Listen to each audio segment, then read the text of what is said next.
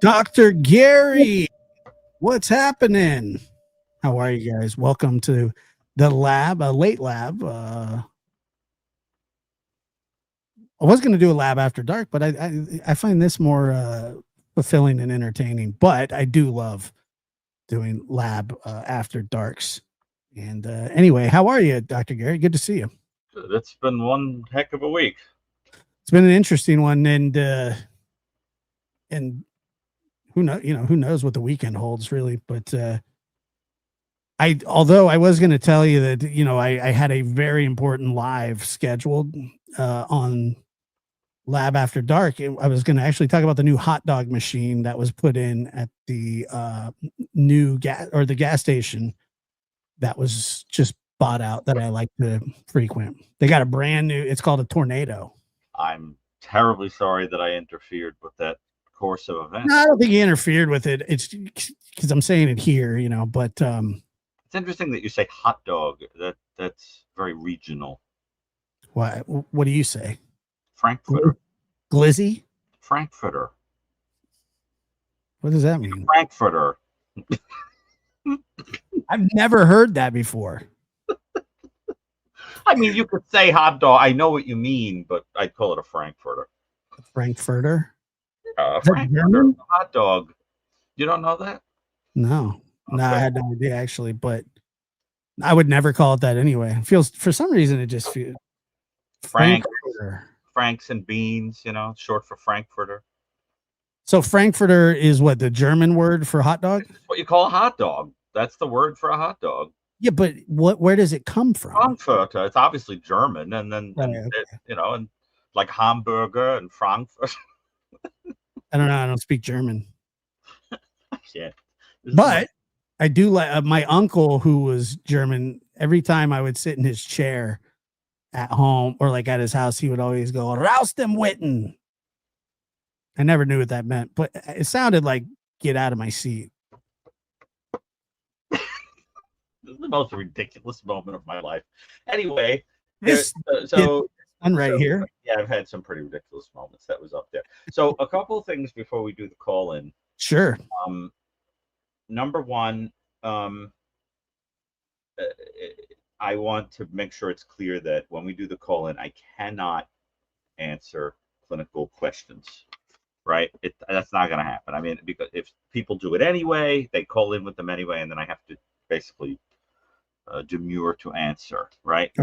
Right. So there's that. And the second thing is that I do not want to discuss the cesspool of politics that surrounds the horribly tragic murder of Charlie Kirk. I just don't want to go there. I know that there is a suspect captured. I know that everybody, under the sun has been blowing the phone up, asking for opinions from other colleagues of mine. And I just want to let that dust settle in terms of the political nightmare of it before touching it with a 10-foot pole. I don't think you could blame me. And I just think it also changes the atmosphere of the show. And I just want to put it over there. So just before anybody calls and asks about it, I am, I'm going to demur. Okay. Yeah, and not only that, and I'm glad that you said that, but that was actually going to be what I was going to say as well. I talked about it a little bit last night. I've been inundated with it like everybody else has all week, and I'm with you on it. So I appreciate you saying that, and obviously I respect it as well, and I hope everybody does too. But it's just something that it's just not. It's just and also it's very frustrating because there were knee-jerk reactions, and then the details came out and they don't match the knee-jerk reactions. So this is why we wait. and that's that I will wait to talk about him because I don't understand him yet. I don't, you know what I mean? So let's wait on that. Now, did you I just mean what was in the news and whatever. Yeah. It was too premature, So let's. By the way, did you see those the new photos of Kohberger? Oh dear Lord! They're actually kind of sad because actually, you're right. One of the things that I think about him is that before he hardened into whatever monstrous, murderous individual that he became, we know that he was doing things like posting online, hoping to find someone to connect to him to talk about, the visual snow and these other kinds of things. And there was a kind of pathetic core to him, looking in the mirror and feeling that he was kind of dead in the soul and not able to see people as people or himself as a human. And so when you see these pictures, they seem like the last dim glimmers of a sad part of himself that is trying to be, interesting, funny, whatever. And they're just sad, pathetic. And then of course we have the later, images of him, with the hood, Bundy cosplaying and all that. And I think we get a sense of, what happens when one gets inflated with one's shadow, as Jung would say. So that's those pictures are very disturbing, and they also show a kind of preoccupation with health and his body and trying to show off and what he looks like. This is what they used to call in Victorian times being a valetudinarian, of being completely preoccupied with one's health and what one eats and one's diet, one's body, and all that. He definitely was a valetudinarian person. Well, let me get let me put this in here. So if you want to come up, ask a question, the link is pinned at the top, and you call in, and you're not supposed to be on camera, but sometimes I mess it up, and sometimes you'd end up on camera, and then I try and fix it, and then Chris is behind. That the other day that was hilarious. Chris is like, "No, I'm here," and I was like, "No, you're not. I can't see you." And then, but anyway, we're waiting for. We just put that out, so we'll take our first call when we get it. But anyway, back to the hot dog situation. Yeah, man, this new hot dog machine looks like it's gonna. I mean, it's amazing. I've never seen a hot dog machine like it. Okay, so somebody, please, for the love of God, call in. And not only does it do Josh's favorite confections. Not only does it do hot dogs, it also does like pizza roll. Okay. Yeah. That's pretty cool. Yeah. Okay. So that's magical. So who's our first caller? All right, Julia. Julia, where are you calling from? Hi, I am calling from Dallas, Texas. How are you guys? Very well. Have you ever called before? I have not. Okay, it's a pleasure to meet you. Are you originally from Dallas, Texas? I am. I tried to leave for school, I tried to leave for work, and I kept ending up back here. So. Oh, okay. You don't sound like you're from Dallas, Texas. Thank you. What does that sound like? The accent doesn't quite sound Dallas-y, but unless maybe it's a generational thing. So how can we help you? So I have a question for you, Dr. Gary. I'm curious about your thoughts, thinking about offenders who say that they want to get caught or they call the police and they ask them to catch them. Yeah. I'm thinking specifically of Wesley Allen Dodd, and I think the weepy voiced killer was in that vein as well. So I'm curious if you think that's kind of a cat and mouse game, if you think there's some sincerity. I think I read that both of those people had some history with religion. So I'm curious if you think that plays into that as well. First of all, Wesley Allen Dodd, who, Chris McDonough, who the retired homicide detective who is often on this show and is the host of the Interview Room, was one of the detectives on the case of Wesley Allen Dodd. He can tell you a thing or two about him. Wesley Allen Dodd was one of the most repulsive offenders in the whole canon of serial killers. I'm sure you know, for example, that Wesley Allen Dodd kept one of his child victims hanging in a closet when he went out, and came home to the body hanging in the closet and abused it. Just to give you an idea of how repulsive he was. He kept journals in which he wrote about fantasies of simultaneously castrating brothers, one in front of the other, things like that. This was a deeply disgusting man. And as a consequence, it's extremely difficult for me to believe that he had some kind of authentic conversion and really wanted to, discover God or something like that. I don't think so. The fact is, when Wesley Allen Dodd was interviewed, he was very clear that if he had been let out, the first thing he would do would find another kid. He made no bones about that. That's what he would do. So I think the idea that he wanted to be caught because he had some sort of insight and felt sorry, I don't think so. I think it's more of a cat and mouse thing. And there are a few offenders that come to mind that are like that. I write about some of them in the New Evil if you get to read it. But I think we want to bear in mind that when we're dealing with somebody that's as high up on the scale that's in that book as a 22, which is where we would put Dodd, because he was into torture and murder, extreme torture and murder, repetitively, you're basically dealing with a psychopath. And with that kind of a person, I think all bets are off for these, being knocked off the horse epiphanies and things like that. I think you're dealing with somebody who just lacks the stuff that would be necessary for the kind of spiritual or fear reaction that one generally sees in an authentic experience like that. People like that tend to be very transactional. When they have feelings like that, it's usually because they're trying to get something, or, at the very least, if they have a spiritual relationship, it's usually like, I don't want to go to hell. It's that kind of thing. It's not like they've had a deep feeling of, I'm so sorry, I've done things wrong. So I would hesitate particularly with Dodd, to think of him that way. But it's a really interesting question. The Dodd case has not been written about enough. I know there was I think an attempt at least to publish his journals. They're so repulsive that I'm not really sure if they've been put out or ever will be. But that is somebody that, let's just say, the world is a tad better since he's not here, and he knew that would be true. He didn't even attempt to hide it. Oh, there he is, dear Lord. Yeah.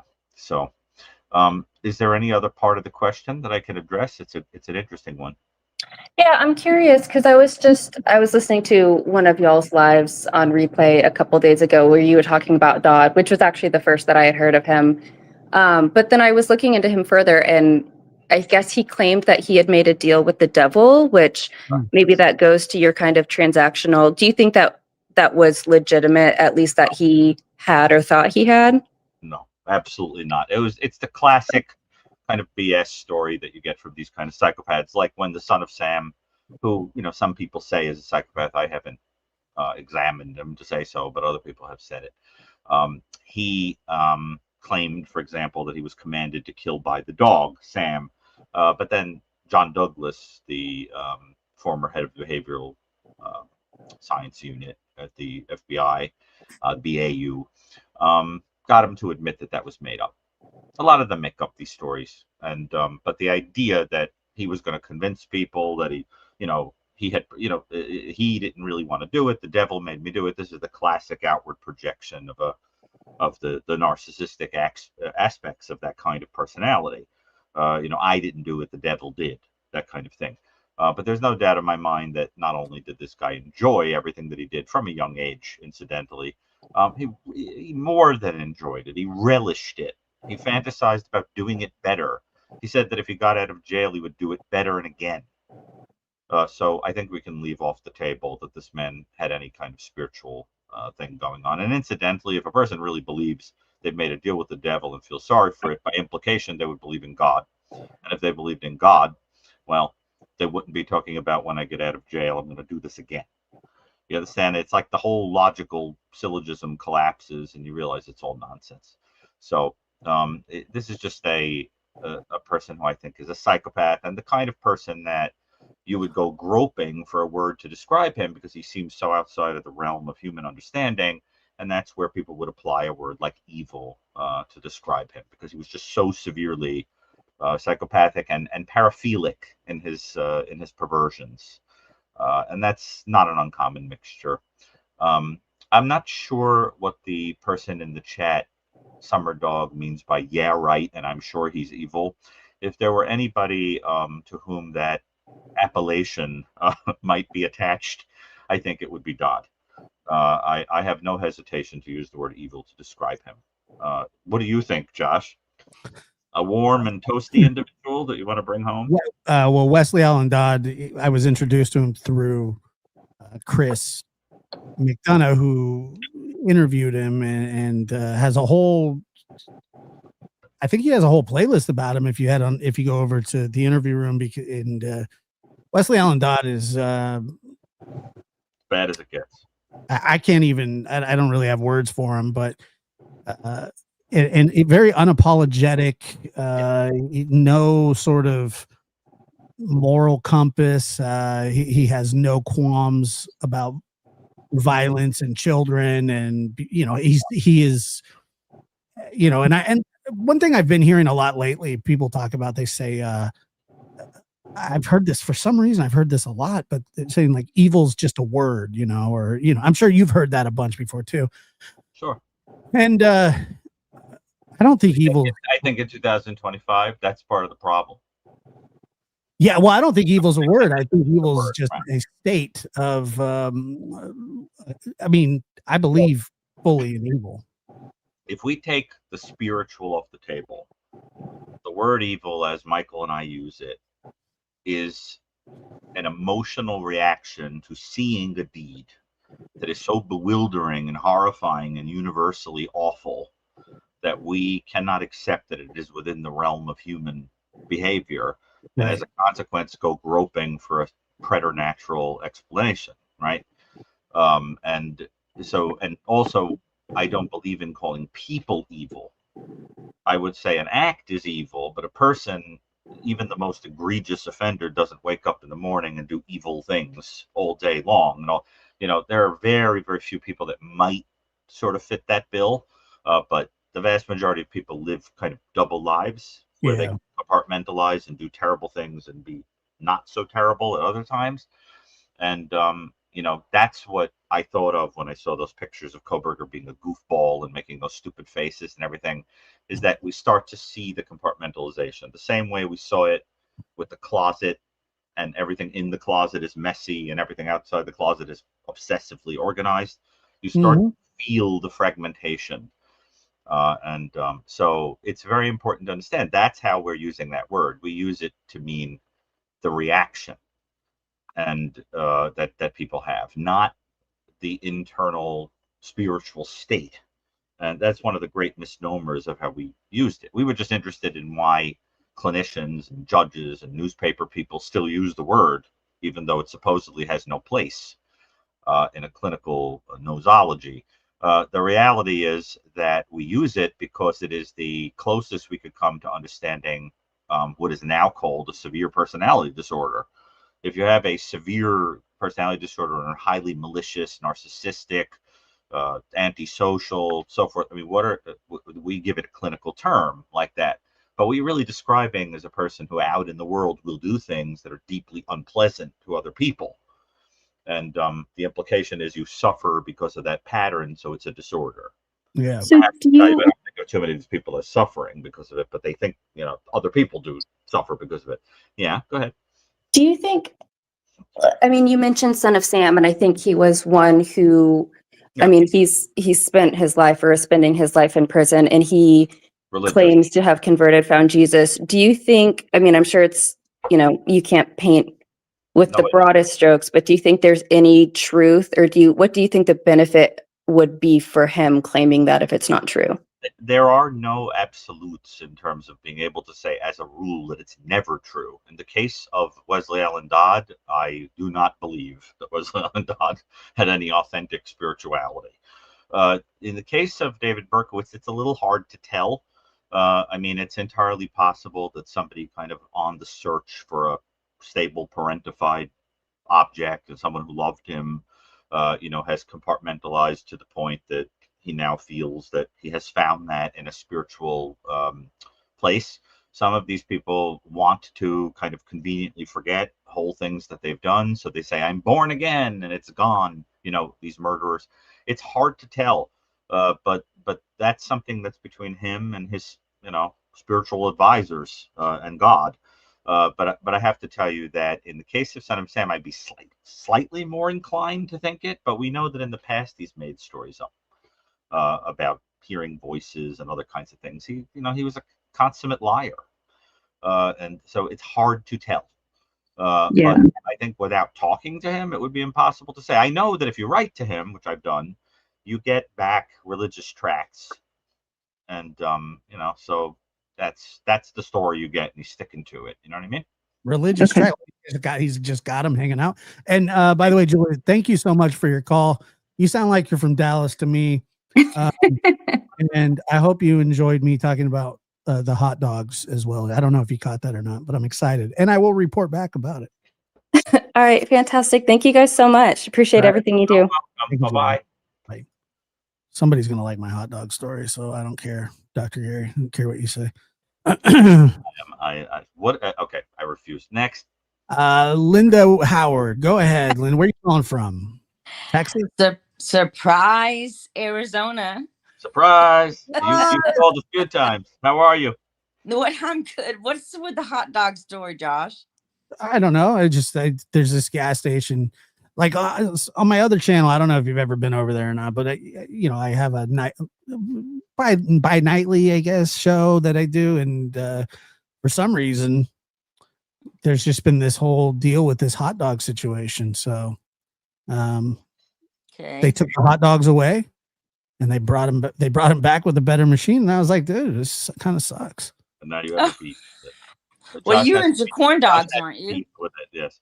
No, I am not into corn dogs. But you're not into corn dogs? No. That's not what I hear. You don't know. Do you know how that story started? No.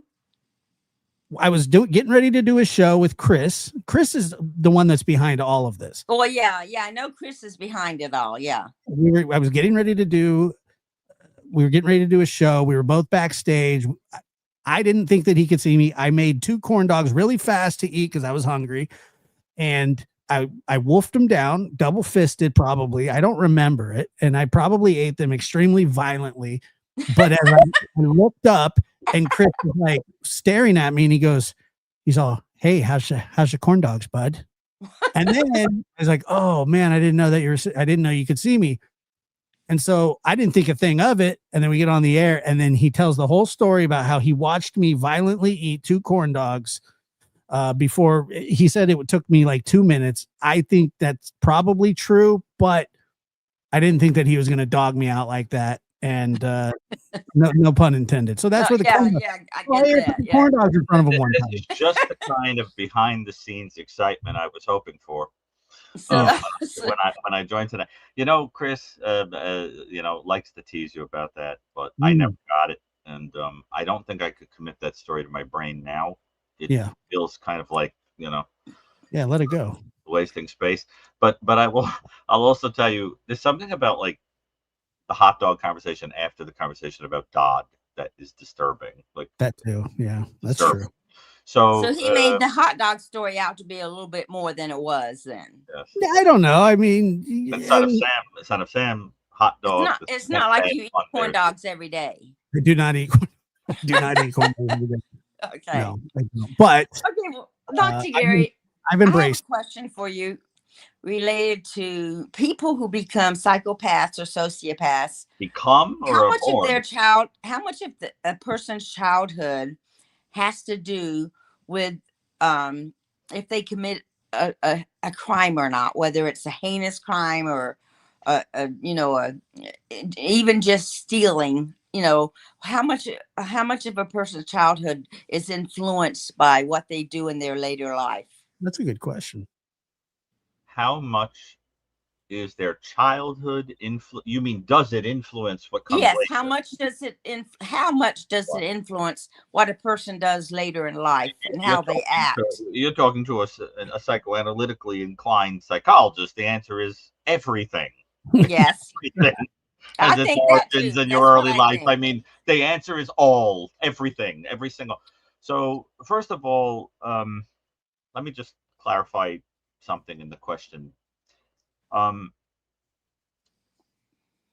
When you say psychopath, you have to remember that there are two kinds. There's primary psychopathy and secondary psychopathy. Primary psychopathy means you were born that way.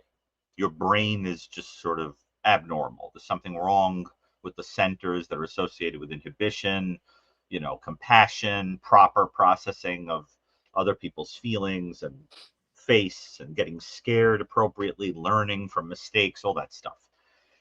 And then there's secondary psychopathy, which is where the world has been so horrible to you that you start acting like a person who's a psychopath, but you're not really like that. Those people can be a little bit more responsive to somebody caring about them. Their ways can be changed, that kind of thing. They seem to me a lot more like traumatized people. See, now, the reality is that in my experience as a clinician, I feel that most people's lives, in fact, it's very hard to find an exception when people come to see me in treatment, for example. Most people's lives are like a kind of redemption arc where they are making up for or forgiving or moving beyond the things that were lacking in their youth. For example, having a parent who just doesn't stably love them, or an absent parent. That can become a lifelong process of forgiving the world, believing that there's goodness in the world, thinking that in the end everything turns out okay, believing that you could have a romantic partner that you trust, being a good parent yourself, not hating yourself simply because somebody likes you, thinking that you're going to lose everybody you love because that's what happened to you when you were a kid. That can take a lifetime for a person to do. And then you get people who in childhood have certain traits that get built up by the world around them, and they stick, and they become who a person is always. And their entire life, they're doing something that is just playing out that childhood thing over and over and over, and they have no idea of it. And, so you'll get a person who'll be completely obsessed with money to the point that it's ruining his or her life. And they don't realize that there's a counterpart to that story that goes back to when they're a kid. Or they're doing something that they don't realize is a playing out of guilt. So for example, somebody goes to a therapist with a compulsion where he keeps washing his money with rubbing alcohol. And you say, how long ago did you steal money? And the person says, what are you talking about? I don't know. You say, how long ago did you steal money? And then they feel relieved and they say, 15 years ago, I never got over it. I still stole a few $1,000s. And he said, well, that's why you're washing your money. Go give the money back to whoever you took it from, and you won't feel guilty anymore, and you stop washing it. Now, there are biological reasons why people develop obsessions and compulsions and things like that. I'm not talking about that. I'm talking about psychoanalytic stuff. And then, of course, there are people that are traumatized, and trauma can take an entire lifetime to get over. And I don't just mean big trauma like incest or being, sexually abused by someone else, or physically abused, or treated like absolute crap, or having a parent who puts you in what's called a double bind. They give you two messages at the same time. On Monday, they say, you're the most wonderful person in the world. If anything ever happened to you, I'd be in so much trouble. I love you. You're my favorite child. and the next day tell you you're a piece of crap and you shouldn't have been born and they shouldn't have gotten rid of you. And then the Wednesday they tell you they love you again. That's another story. So in other words, these things can take a lifetime to get over. And sometimes the process of doing so is totally symbolic.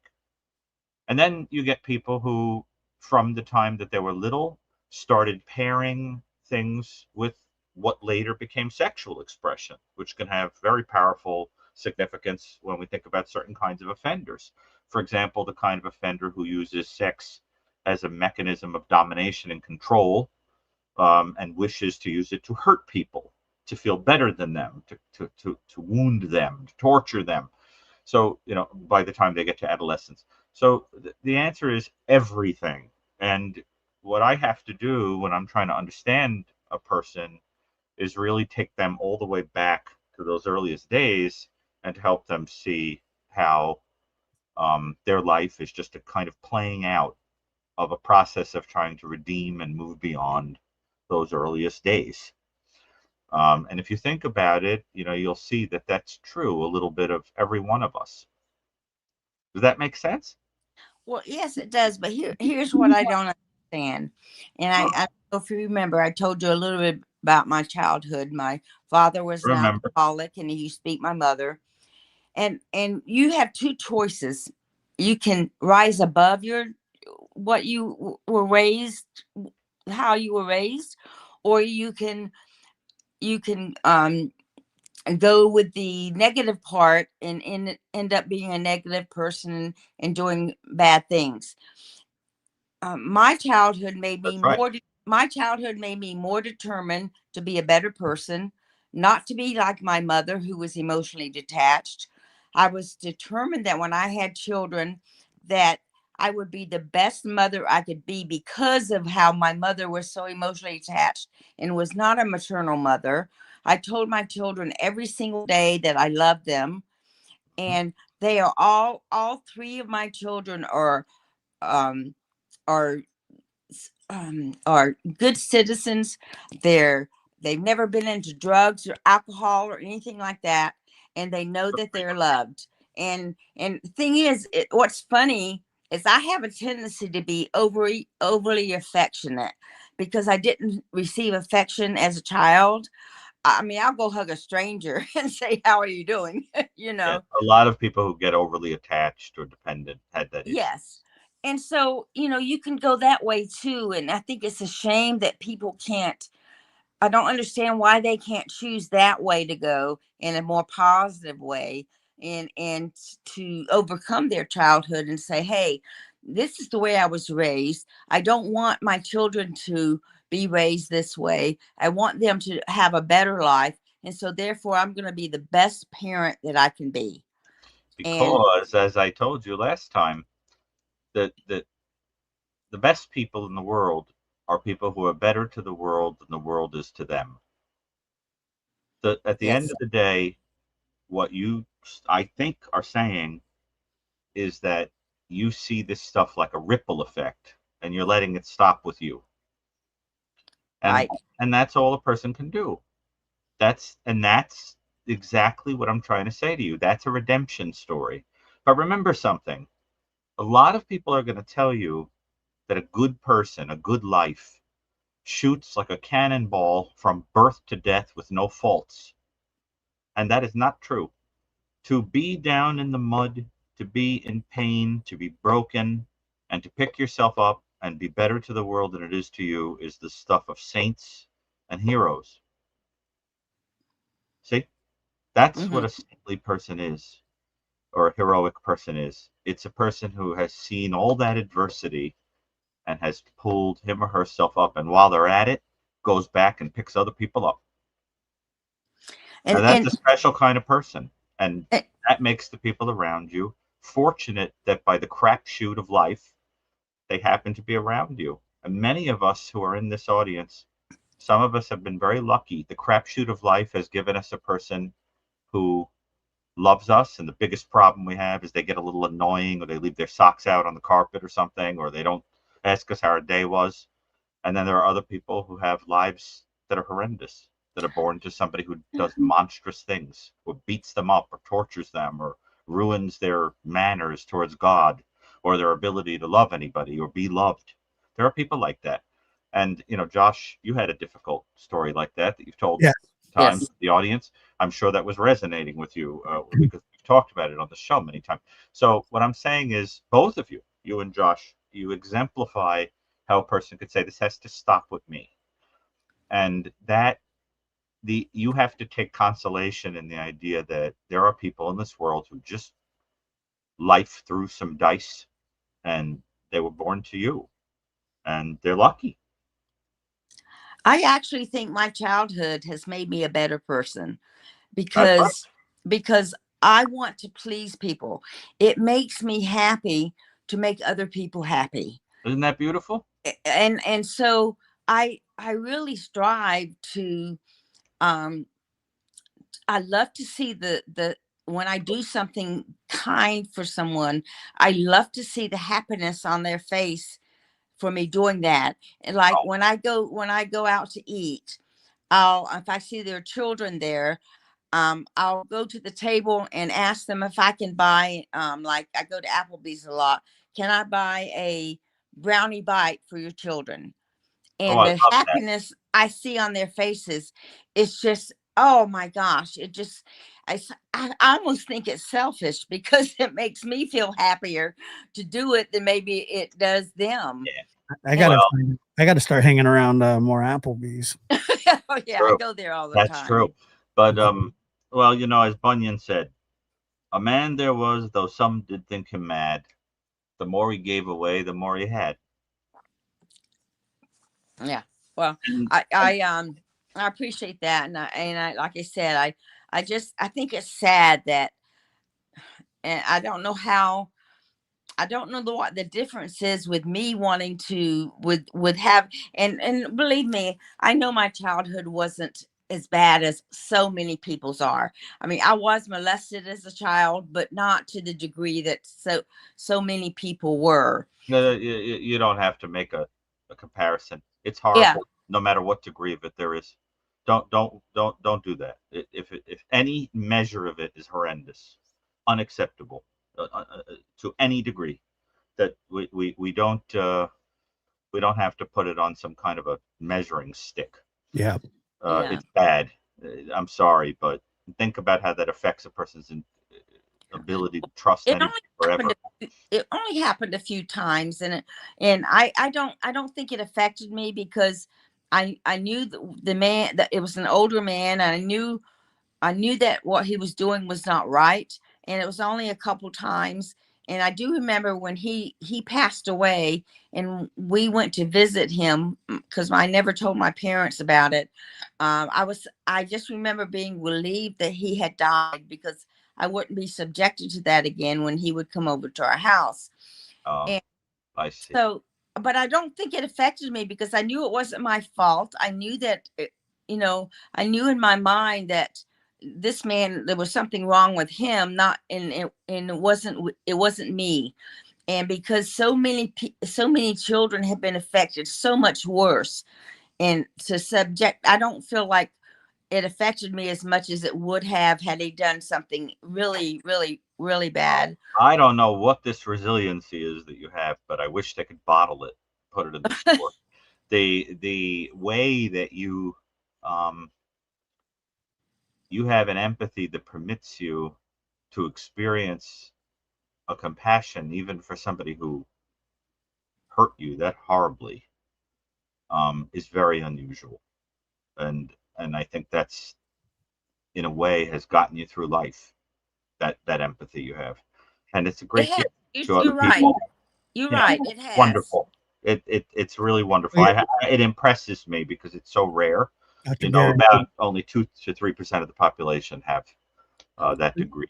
look at this comment right here. So Yeah. just because the man next to you in the hospital is in a full body cast doesn't mean your broken arm doesn't hurt. Yeah, right. Yeah. That's very good. I like And you're that. right, Use I that do one. have a lot of empathy for people. I really do. I have a lot of empathy, and it's easy for me to put myself in the other person's shoes and to try to understand what they're going through.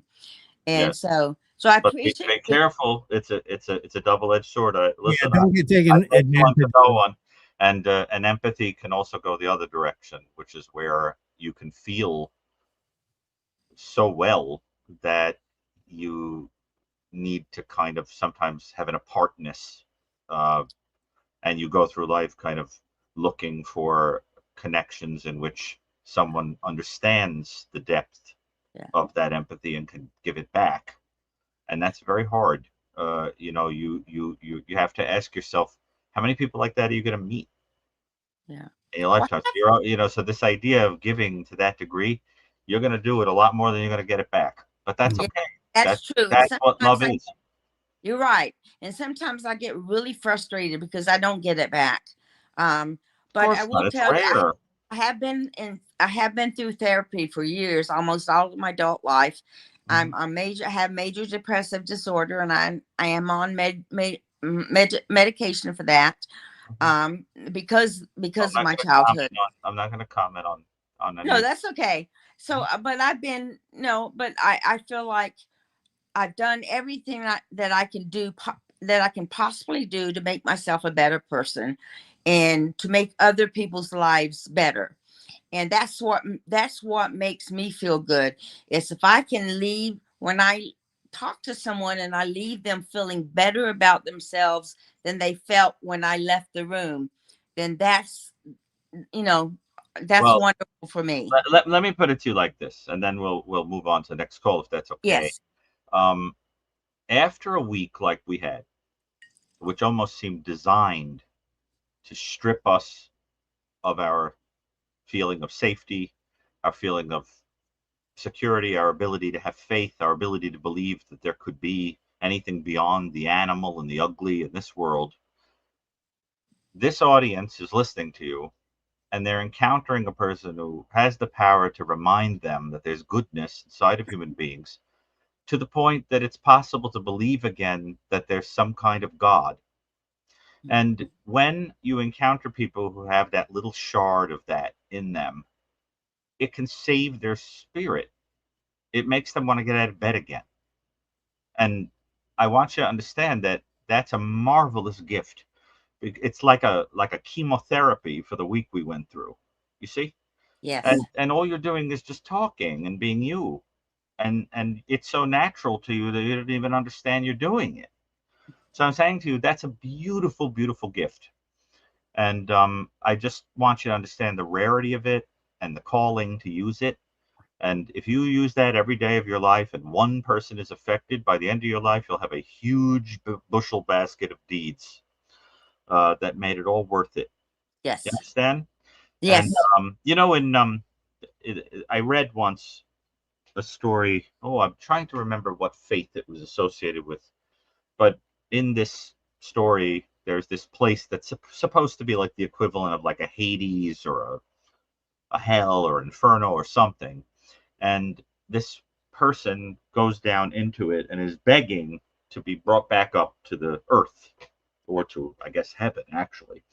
And a spiritual being sticks its head down in the hole and says, I talked about it to the higher power, and they say, you could get out of the hole, but you have to climb on all of the good deeds you ever did.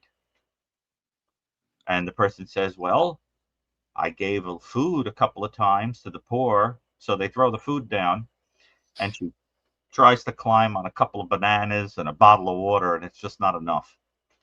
And that's the point. You got to build a bigger pile. Yours is pretty high.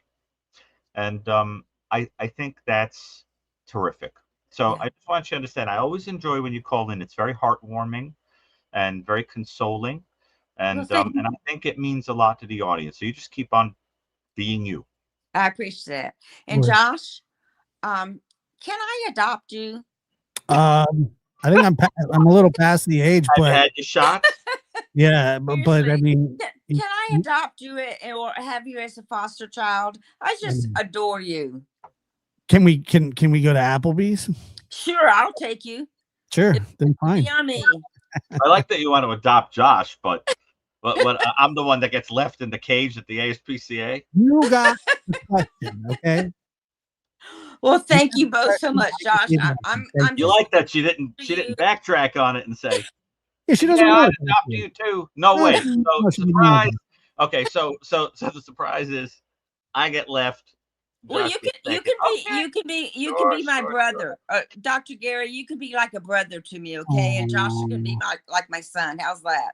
There you I go. think you think that Josh is a lot older, a lot younger than I'm a lot older.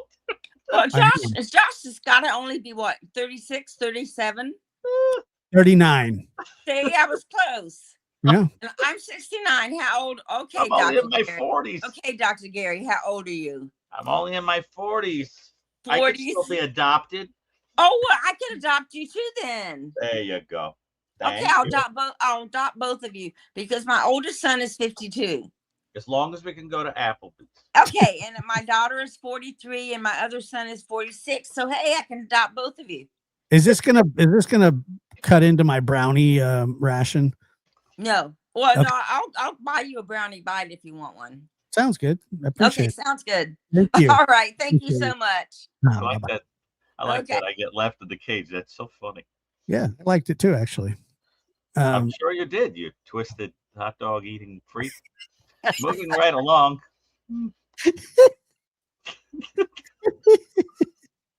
Oh, that's I'm a fun. red breast in a cage.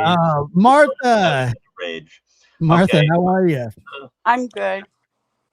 Martha. Good I always like that name. Can you hear me? Martha, yeah, Martha's one of the mods. Ah, okay. Where are you from? I'm from Salem, Oregon. Oh, okay. I've been there. Oh, Indeed. nice. Nice. The home of Brutos.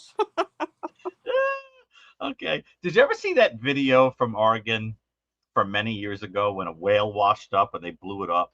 Yeah, I did. Oh my gosh, yes. I watched it live on TV. I have no idea why this cracked me up. Like somebody just showed it to me one day. They were like, "Want to see something on YouTube?" And I was like, "What are you about to see?" They just like put on this exploding whale. It was Yeah, it was a horrible disaster. all right. It's a great video. I like your the kind of dry way that you deliver. And yes, you can adopt You're me very too funny. without Dr. Gary. So what? Yes, I'm not up for adoption. You're unadoptable. Okay, I have one question, and you can answer. I'll leave, and you can answer the question. Okay. Recently, I saw a show that was about serial killer William Suff. Yeah, William Sapp. I was wondering what more you know about him, or if you do know about him. Just curious. Well, what I think we should do is Josh bring up his extremely disturbing encyclopedia entry, and you're going to see a photo of him. He was quite a freaky looking dude with his horn-rimmed glasses and this kind of William Sapp, S-A-P-P. He's still alive. He was born in 1960 something. 60, like early 60s. This guy is unadoptable. Let's No, see. You found him? Oh yeah, I found him. There he is. I've seen better heads on boils. Okay, so pull up his history, and I know he's a March baby like me. His Wikipedia? Yeah, go ahead. Pull up his Wikipedia. He's a March baby like me. I mean, you guys look like you could be cousins. Thank you. Look at those glasses. He looks like if he looks at a map, he sees people waving. Okay, we have to have a different person. He sees bacteria with those glasses. Look at those glasses. Who needs glasses? Could be in there swimming. Right, like they're so thick you can see bacterial presences. He sees tardigrades. He sees in the future. We have a different person though. I'm asking about William Suff. S-U-F-F. Oh, I thought you said William Sapp. No. All right. Okay, Well, we can bring that gem up too. Go ahead, bring up William Suff. That guy is scary looking too. He looks. This guy. Wait till you see William Suff. William Suff looks like I got to be honest with you. I have an uncle who looks like him. I was gonna say, There you go. I could totally picture Oh, this guy going, "Congratulations on your confirmation." why does he not have a shirt on? I have no idea. It's he's got the right stuff. Okay, so go ahead, read the history. Hold on. Let me pull him up here. Did you Oh just my god. see this? Oh god, look at that. He looks kind of like Biff. William Lester Suff, born Bill Lee Snuff, sorry, is an American serial killer who tortured and killed at least 13 women in Riverside County. It's always Riverside for some reason.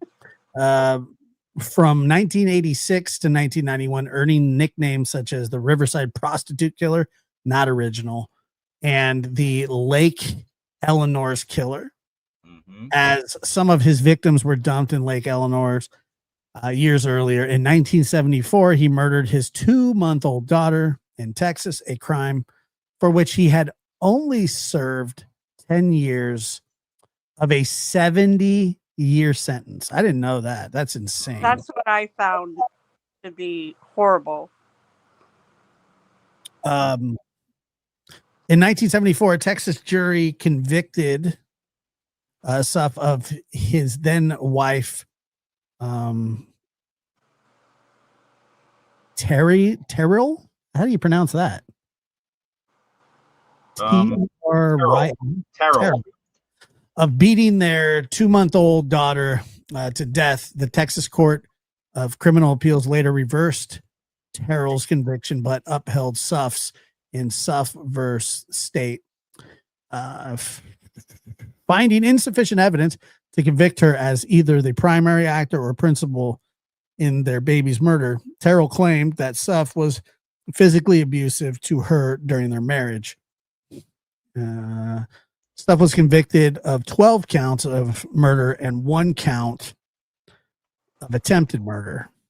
Right. He was a pretty classic example of what in the New Evil we categorized as category 18, which is where there is non-protracted torture. So the kind of torture that you see in category 18 would be things like, which he did, slow strangulation with ligatures or your wrists, your hands, using cigarettes to burn someone, things like that. As opposed to category 22, where the torture is medieval style, putting somebody in a torture dungeon, torturing them with hooks and, keeping them in a coffin for many, many hours alive, hanging them outrageously, that kind of thing. But this guy was a garden variety a rapist who focused on prostitutes and people that he considered to be kind of castaways of society, which I hate that idea. But that's how people like this would, that's what they would look for, people that they felt that way about. He was a kind of garden variety misogynist. At one point, in this sort of interesting symbolism of his misogyny, he even, in a post-mortem incident, removed the breast of one of the victims, if I recall correctly. But there's also an unclear count of how many victims, but it got so bad. I mean, he thought so little of these women that at one point he was even like just leaving them in a dumpster. Like, you're just talking about somebody who just feels nothing. Right. Women. If you would have talked to him, he would have looked sort of like this, dead in the soul kind of a thing. The kind of guy who could pick somebody up basically by, paying them transactionally to go with him, that kind of thing. So it was really, really an awful guy. And he is so, in so many ways, what he was doing at the time he was doing it was happening with a frequency that he just gets gobbled up in the annals of crime as a kind of garden variety, sexually motivated serial killer. But as in point of fact, he had more victims than some of the serial killers that people commonly know about. Right. It's sort of interesting. Yeah. What were you going to say? No, I said I had never heard of him before. That's why I was curious. Well, you said you saw a show about him. Yes, and that was the first time I'd ever heard of him. Yeah, well, the people who make those shows, they have to try to find people where nothing has been said about them before. You know what I mean? So Right. it keeps the audience watching. But if you Mm-hmm. think about it, if we took this guy's name out and we just said there was a guy who had this history and went out and found sex workers and other people that he considered to be kind of invisible, and then got them somewhere in an organized way, tortured them in a sort of non-protracted way, strangled them and dumped them, that is a pattern that you can see in many, many, many serial killers. It's almost blueprint like. And a lot of those guys were learning from each other, actually. But you could see how strong this guy was. It takes a long time to asphyxiate somebody. That's something I've studied at Boston College with Ann Burgess and Victor Petrecka. And you really have to understand like the whole act of like strangling a person, breaking the windpipe, breaking the neck, looking dead in the eyes and sort of enjoying it, sometimes not wanting to wear gloves because you want to fully experience it. It's deeply, deeply disturbing. Using a ligature that you bring sometimes because it's erotic and sort of exciting to these people to watch the life seep out of a person. I think that with the strangulation, the idea is that the person achieves a kind of godlike feeling from watching the breath seep out of the person and the wide-eyed kind of thing and all of that. And it's very, very disturbing. Yeah, that's what And Tommy Winsell's used to say. well, yeah, he used to enjoy even watching blood come out of people. This guy just enjoyed watching somebody strangled to death, and after torturing them. That we have to understand that. So this is sadistic, psychopathic guy, is what has been said about him. Wow. And, he's still around, and so that's him. I think he was active from the late '80s to the early '90s. Like, Yes, that's what it said on his bio. yeah, Yeah, it was like 86 to 86 to the early '90s. 91 yeah, or so. exactly. And I remember also that they didn't deliberate very long. You know what I mean? Like, he was just unanimously found guilty, condemned to death. Mm-hmm. He's sitting on death row in San Quentin. And it's like, I don't know what's ever going to happen to him. And then I know that in like sometime a little more than a year ago, they linked him to another murder. Yeah.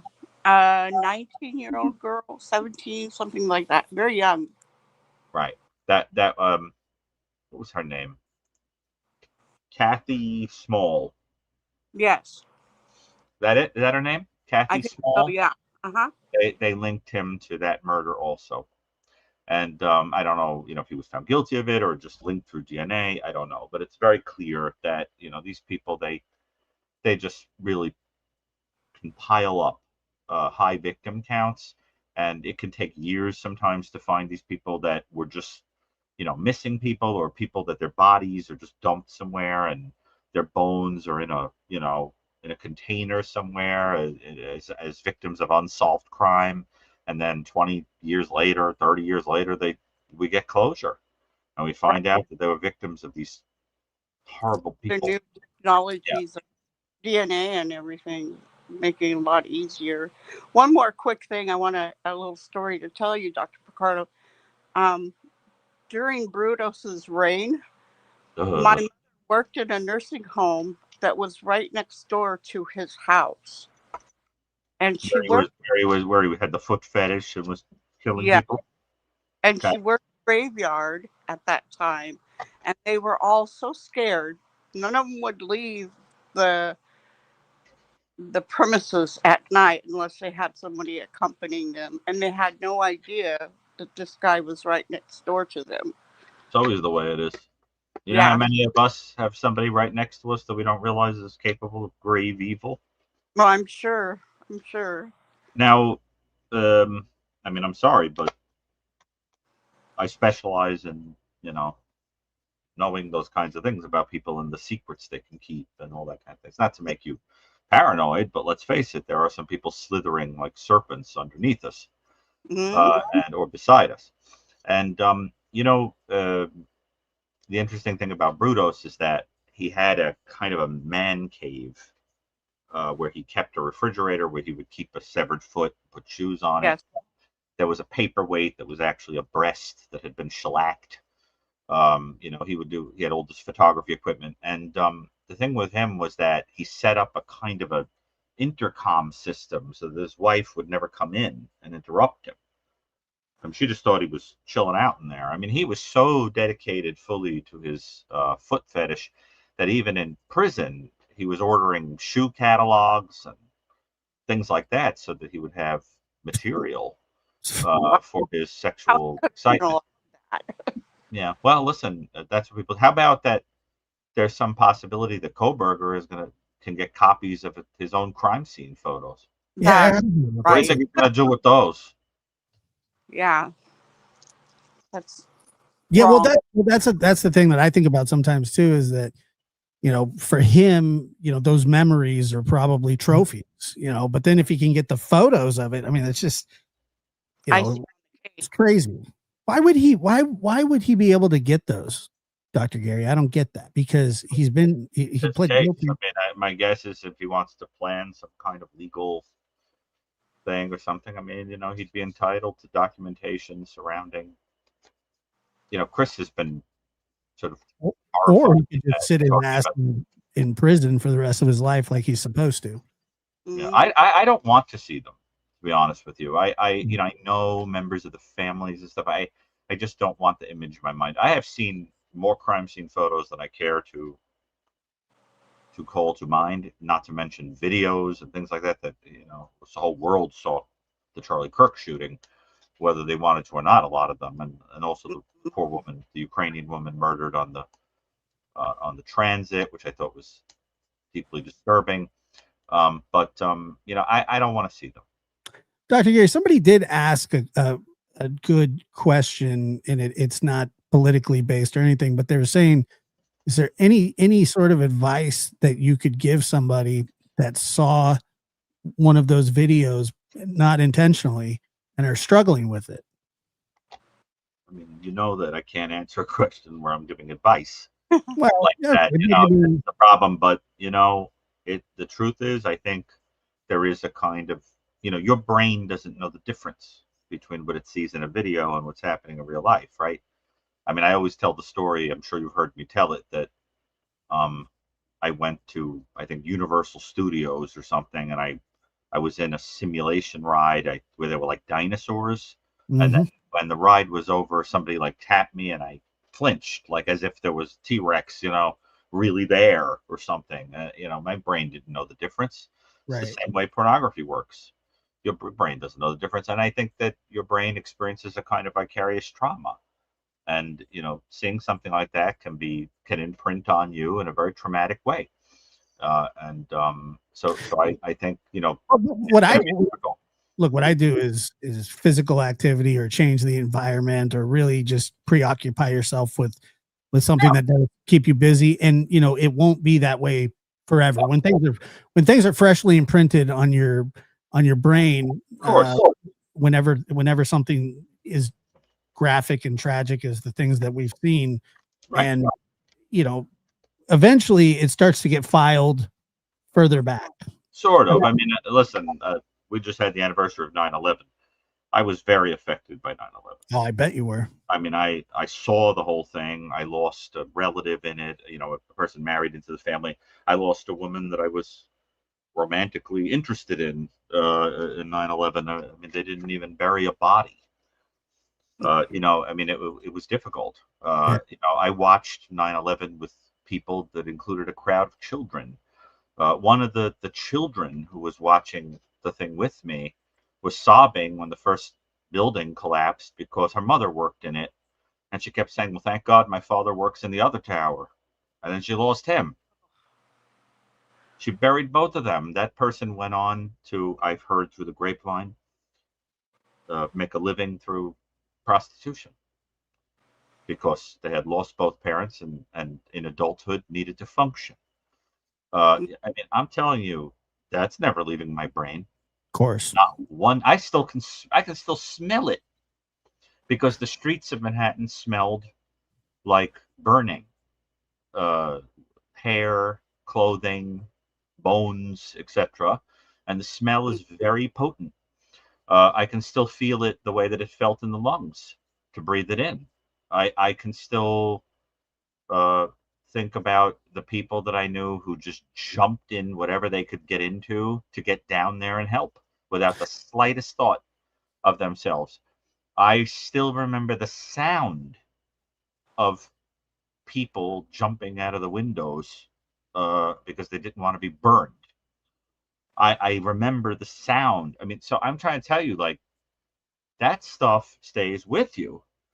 And at the same time, your brain learns to take it and put it into a little suitcase and kind of put it over here.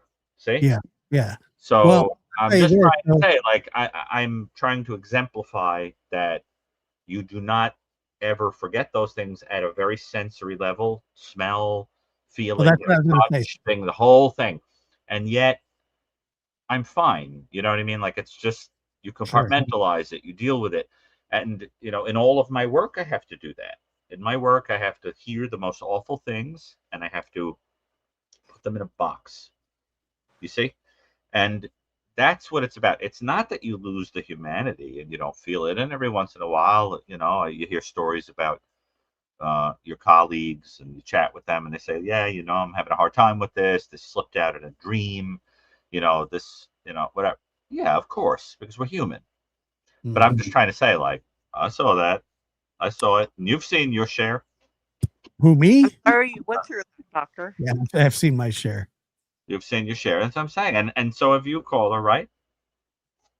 Yes, absolutely. I've actually experienced it firsthand with my daughter. Yeah. That's Well, for another day. Is she okay? Your daughter is okay?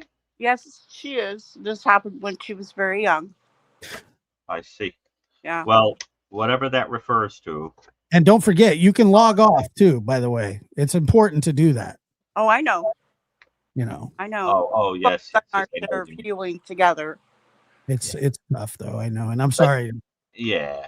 But let me just be clear. The reason I'm telling that about 9/11 is I want to normalize that we all have these experiences in life. Life is filled with them. Yes. And some of them are just too much for, you know, for us as people to accept.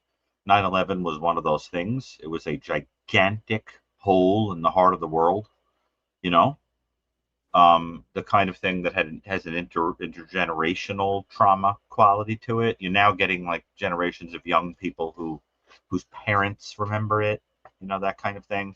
Mm-hmm. You see that with the Holocaust and certain things where people can have this intergenerational trauma. I have worked quite a lot with the unfortunately dwindling group of survivors of the Holocaust.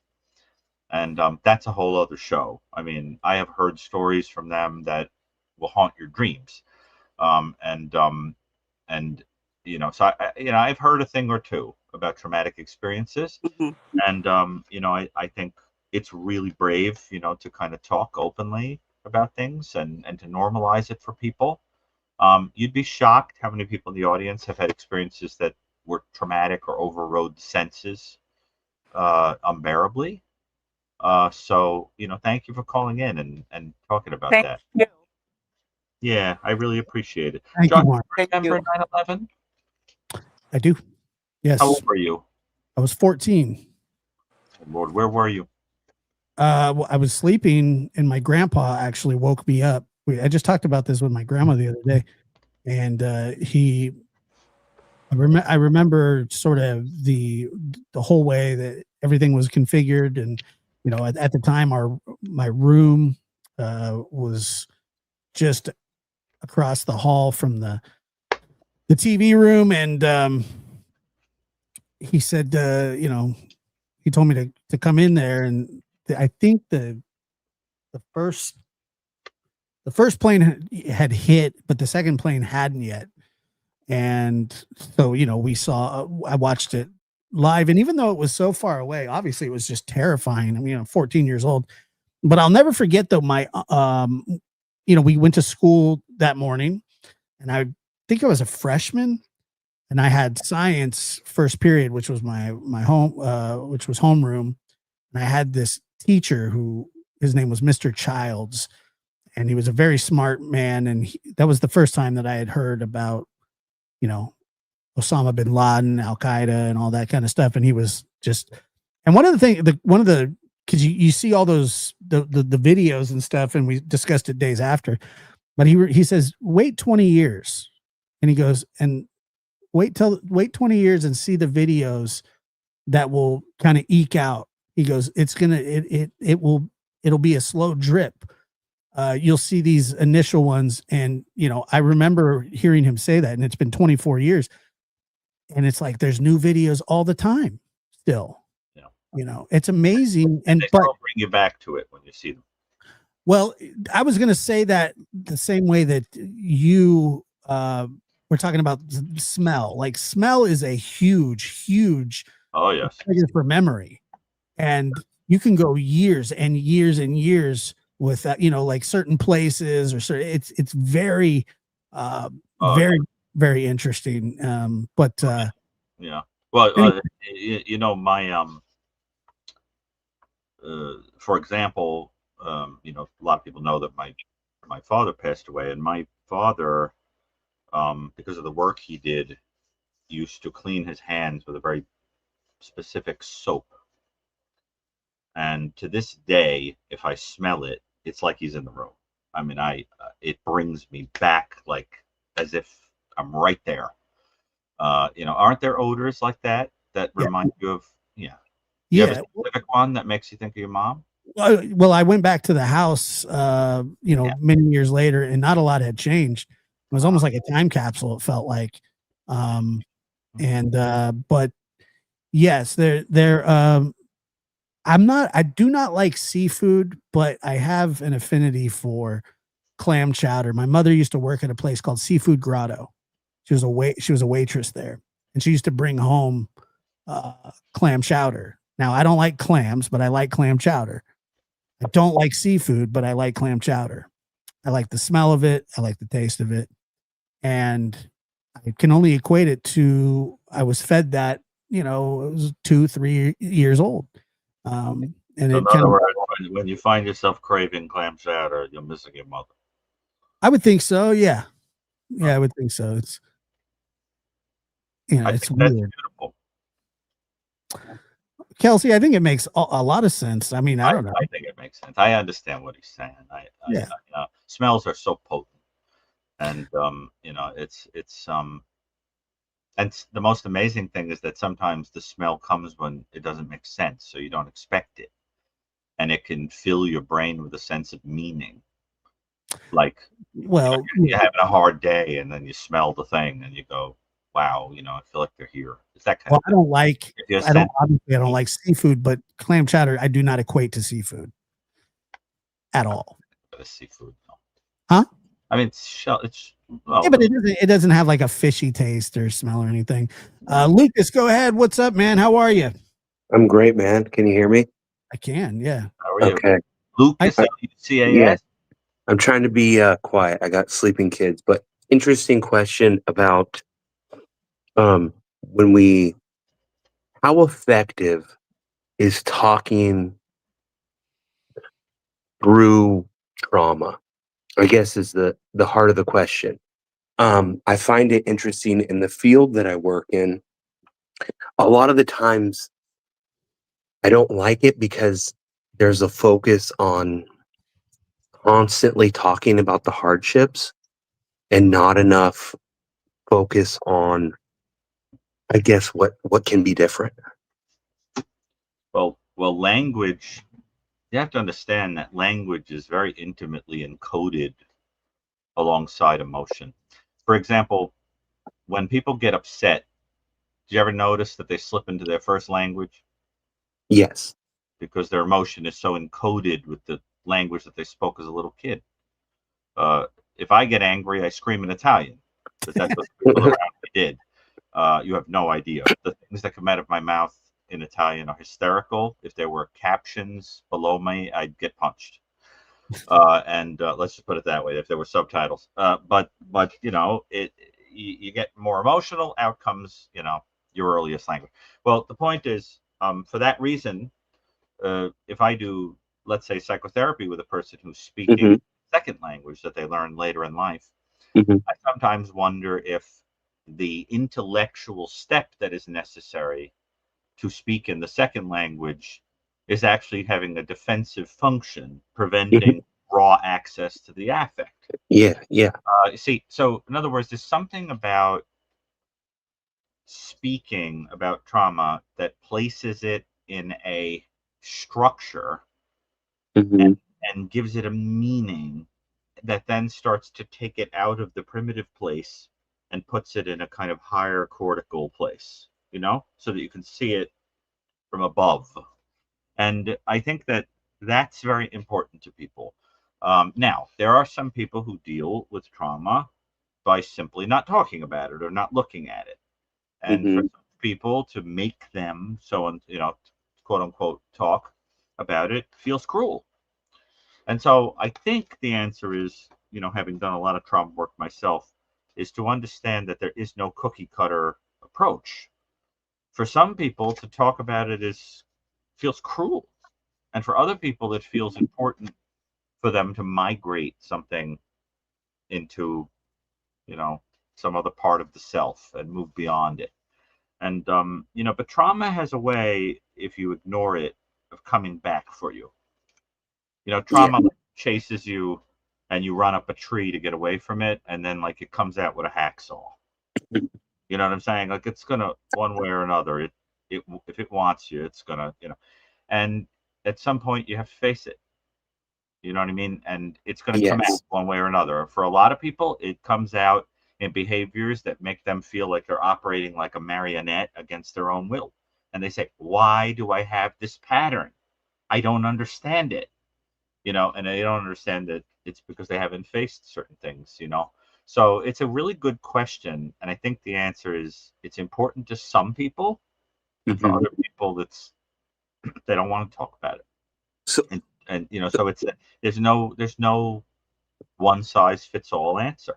yeah, I guess the follow up. Thank you. I think that was a great answer. The follow up would be, what is the tool to decipher who has the ability to put it in a compartment and view it from a different lens, and who maybe are we doing more harm to by having them discuss it? I mean, look, I think the fact is what you're talking about is defensive range. You know, a person's defensive range. Like, are they more psychotic in their defenses, more borderline, you know, more narcissistic, more, you know, as Kohberger would say, or more neurotic? And, you know, until you get a flavor for a person's makeup, it's difficult to tell what defenses that we all use defenses, some of them more sophisticated than others, right? So you might have a person who uses a very sophisticated defense like humor to deal with things, or altruism, like I go out and I help other people as an indirect way of sort of moving beyond my own pain, or rationalization. Well, what's the point of worrying about it now? It was a long time ago. Why waking up, you know, awaken the, you know, the dragon? You know, I don't have time for that. My job is to take care of my kids, you know, that kind of thing. And then you can get people who have more borderline defenses. You know, you can see a kind of denial, a projection of the identification onto other people, like as if it's coming from them when it's coming from you, you know, things like that. Coping in a primitive way, you know, self-destruction, drugs, alcohol, storminess, you know, black and white thinking.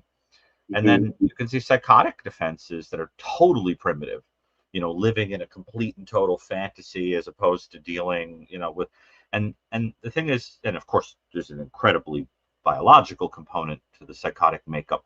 So the idea is you have to get to know a person's defenses before you could begin to shape what it is that's going to help the person. And if you do, that's why I struggle with manualized treatments, Right. Because if you have a situation where, you know, and this is not intended to be advice for you, I'm just talking generally as a clinician.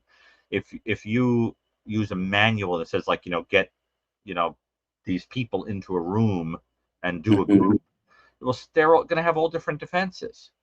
Yes. You know, and so it's just not going to work. You know, you're doing a defense that's going to require high order thinking, and you have a person in the room that in total denial, and, you know, or is completely delusional. Or something That's like my that. current experience. That's what I'm saying. So there is one size fits all experience, because you have to know the defensive state, the defenses that are utilized by a person because of that person's personality. And once you know that, then it becomes more appropriate to lump some people together, work with them together. So Dr. that's a Gary, very good question. Yes. Thank you. the guy that you're talking to is actually my best friend. Seriously? True. Yeah. Oh, cool. I don't know. I mean, we're best friends, but I mean, he's kicked me in the balls on way too many times. Oh yeah, yeah. Here we go, playing victim. How long do you know each other? Oh my God, I don't know. My whole life. I don't have a memory that I can't not trace to having Josh in my life. So tell us a story that sums Josh I know up. what he's going to do. I know the story you're going to tell. It's the hotel story. I already know it. No, that sums Josh up. That's a story that, like, you know, like one of those stories, like, you know, like people tell when they're toasting you or at a eulogy or something. Like, what would be the story you would tell that just sums up Josh's personality? I know one people would tell about me. I mean, there's got to be you can tell the hotel story. It's fine. The hotel story. Well, unfortunately, I have many hotel stories with you. So, but I think with Just perked up the ears. Josh is a unique person in my life, and Josh is incredibly funny, but also one of the most, like, genuine people Yes. I've ever been around in my life. He's helped me, I think, more than he knows, and he's been there for me more than he knows. I think that I mean, there's stories I can tell, but without getting into too much detail, there's certain times in my life where I've really struggled. And Josh had this way of, when I was really down on myself and did not like who I was and did not like where my life was. When I talked to Josh, he made me laugh, and he made me just view life, and that it's that bad things happen, and it doesn't have to be so serious all the time, and you could pick yourself up and just keep going and have fun. So what you're saying is you love him very much. I love you too, buddy. I really do. Thank you for saying that. It's very kind. Of course. I clogged the toilet at the hotel room because they had put in new low flow toilets, and the maintenance worker not just clogged it once. This was a weekend skiing adventure that had the toilet had been through the ringer. they had just put in these new low flow toilets, and the maintenance man wanted to fight me basically. And I think that I don't know. I don't think you guys were banned, but at the end, I think I was not invited back. Yeah, I don't think you were allowed back. Lucas, have you ever heard of me before from Josh? I have. Dear Lord, are the stories bad or good? Always good. Oh, that's nice to know. Josh does not talk bad about people behind their back. I'll tell you that. Only to their face. Especially if you're a reoccurring guest. Right to your, he'll tell you right to your face. I've seen it. Yes, he will. There's an assortment of people that he has special feelings about, that he talks about. Oh, but those are not secrets. No, he makes no bones about it, and they are special, you know, special to him. Yeah, I could take up the whole show. I mean, me and Josh can talk about our childhood memories nonstop. So I think that's I don't know. That's a really interesting question. There's not one. I think that the thing is that there's not one story. Josh is many things.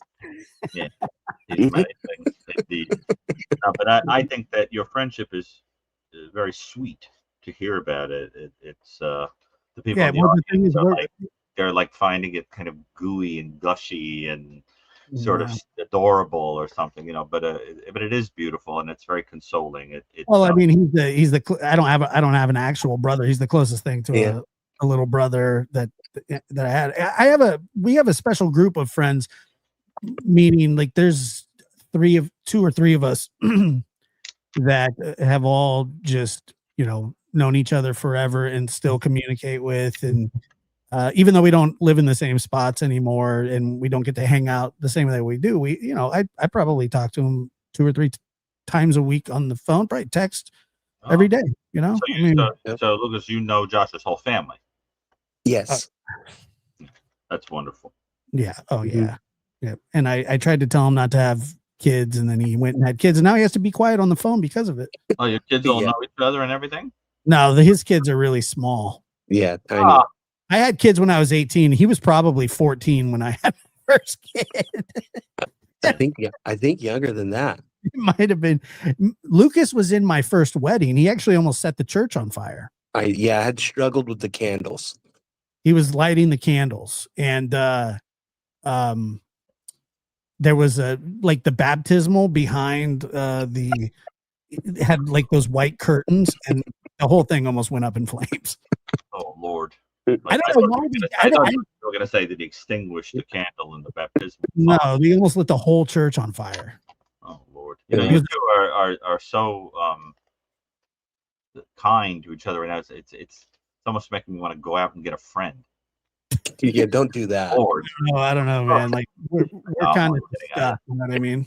But you kind of make a person want to go to the store, and buy go to the friend store and pick one up, Well, look, I didn't have a choice in this relationship. He was in my life from the start. So the funny part is that I was best friends with his brother first, his older brother, because he was more my age. But then as we got older and we spent all this time together, we just, I don't know, we just stayed connected, and it, like he said, he's been there for me just as well. I mean, it's, friendships are very important to me. The close friendships that I've had, over the years, and I don't really have that many. You would think, when you're younger, you have all these friends, that and you go to school with, and then you get older, and really, if you're lucky to have 2 or 3 really good friends when you get older, and I am lucky enough to have that. I got to spend a time with a friend of ours, a mutual friend of ours, who I got to spend time with him for the first time in like 2 years last weekend. And it made me, it felt amazing to be able to spend time with somebody that I hadn't seen or really talked to much in years. So, but yeah, man, that's, I thought I would let him get his questions out of the way, and then I would pull the shield back. Well, but we fight all the time too, by the way. It's really sweet to meet you. Yeah, I said we fight all the time too. Yeah, we fight every day. But yes, thank you for the answer. It was great. Of course. Well, it's nice to meet you. Nice to meet you too. Hopefully we can talk again. All right. Sure. Yeah. But I'm not going to any hotels. Yeah, me neither. Well, look, they've made things that help. What'd you say, Josh? They've made things that make low floor toilets usable now. This guy was ahead of his time. He was just lazy. He was like, I don't want to work so hard. And then, it's just like, look, dude, we're going to be here, and we're going to have to deal with it. Well, it's nice to have each other. Josh, with the situation you had, having a friend is like going out and finding a new family member. Oh, and he knows all about it, and I've had discussions with, it is, his parents, I used to tag along on all the family trips. They'd take me everywhere. I couldn't believe it. I was like, there's these people that will take me places with them. it was amazing. I couldn't believe it. I wouldn't have taken me anywhere, but they did. We had fun. So his parents are, I look at them, just like they're my parents, and I respect them the same exact way I would, any. But yeah, they're good people. We've known each other for years and years, and Awesome. yeah. All right, Lucas. Thanks for calling in, brother. All right, later, guys. Bye-bye. All right, what are we at? We're at Shakespeare said, "If the while I think on thee, dear friend, all losses are restored and sorrows end." There are some people like that. Okay, next up. I don't know if anybody's there. I don't know. I think I ran everybody off. Gee, Lord, we have to go to the caller store too. Well, look. Let me see here. We have. If anybody wants to call in, it's wide open. Gone twice. How much longer do you have? Me? Yeah. I have to call the doctor and ask. What do you mean? How much time do you have? Yeah. How much? Mother, can you feel my hand? Like, what do you think? I'm on my deathbed here? The way you said that. No, I mean, I just, I don't know. I'm just talking about your time, not if you're gonna die. The way you said it was. By the way, William Suff does look like your uncle. He kind of does look like he. Like he just looks like you're an uncle that smokes a bunch of cigarettes and drinks at the barbecues. He's kind of cool. Look at his hair. I mean, not cool as a person, but he's cool looking. Look at his cool hair. Yeah, I mean, he looks like he's from the 50s for sure. But he's Biff. He's basically Biff. Biff? Looks like Biff from Back to the Future. It's kind of Biff. Mother, can you feel my hand? I don't know why that's funny, but it's just, I have a weird sense of humor. No, seriously, doesn't he look like? I'll tell you a funny story. You remember that movie Back to the Future? Yeah. So one time, this is a true story. One time I was in a taxi cab, and the guy was like a kamikaze driver, like fast as hell. Like I thought, like, things were gonna fly out of the open window. Like he was going, and I tapped him on the shoulder. I said, "Listen, bro, we're not trying to get to the enchantment under the sea dance. Slow the vehicle down." He had no idea what I was talking about, but it is hysterical to me. I'm sorry, that's my sense. Good Lord, dude. You get it. Right? Like a blown out uncle that just smokes 2 packs of Marbs a day and drinks the beer that it's like off brand, like the beer that says beer on the can. Yeah, he's definitely got that going on. Yeah. Definitely. He's like, terrible. Get out of here, scram kid, you bother me. That kind of, get me a beer. Yeah, definitely. I know what you're talking about. I can't believe nobody is hysterically laughing at the enchantment of the sea dance. Clearly, they don't know Back to the Future because that is hysterical to me. It's a great movie. Yeah. I remember I waited years to meet Christopher Lloyd because I love Christopher Lloyd. And I met him at a convention and I brought something up to get him to sign. And I said, "Mr. Lloyd, I love you. I think you're terrific. I love you as Uncle Fester. I love you on Taxi. I love you." And I listed like every movie the guy ever did. And I was like, "When you sign, could you write this?" And he's like, "No, I don't have any time." He was like, "What about there. He was very nice. He just was like, "I don't do that." And he signed it, whatever. It was very disappointing because I've loved him for years. Did you bring up Angels in the Outfield? No. I brought up Taxi because he's a baseball. It was amazing on that as Ziggy, and I love him as Uncle Fester. Oh yeah, so the Addams Family Values is a guilty pleasure of mine. I know every line of it. It's like a cult movie for me. I love Debbie, Debbie the serial killing nanny. Yeah, hysterical to me. Can't handle it. I love when they go to Camp Chippewa, and those two idiots create a play. "Children, you're ruining my text." Like I can't. And then they set it on fire. I love the romance between Joel and Wednesday. I love everything about it. I think beginning to end, I know that movie. Are you a fan of the Addams Family Values? No. Well, I'm not a fan. It's not that I don't like. I do like it, but I don't. It's not something that I know. But yeah, and like Kelsey says, I do like Uncle Fester. Big That's fan your of favorite Fester. member of the Addams Family? I think so. Yeah. I just love the Addams Family because it's the Addams Family has always appealed to people who have that sense of kind of being an outsider and needing to Yeah, make somebody who's been family. marginalized. Yeah, you have to make your own family. Correct. Like you were describing with Lucas. Yes, just like him. Yes. Brother! Yeah, I mean, and when I say bet, like we're probably like, I mean, we're pretty close. I mean, him and I, like, we're very close. But yeah, but he's a kind young man. And he's young. He's a lot. Well, not a lot, but Sounds like a great guy. He really he is does. a great guy. Yeah, he is. And yeah, he's like one of the only people, like friends or family, that regularly watch my show.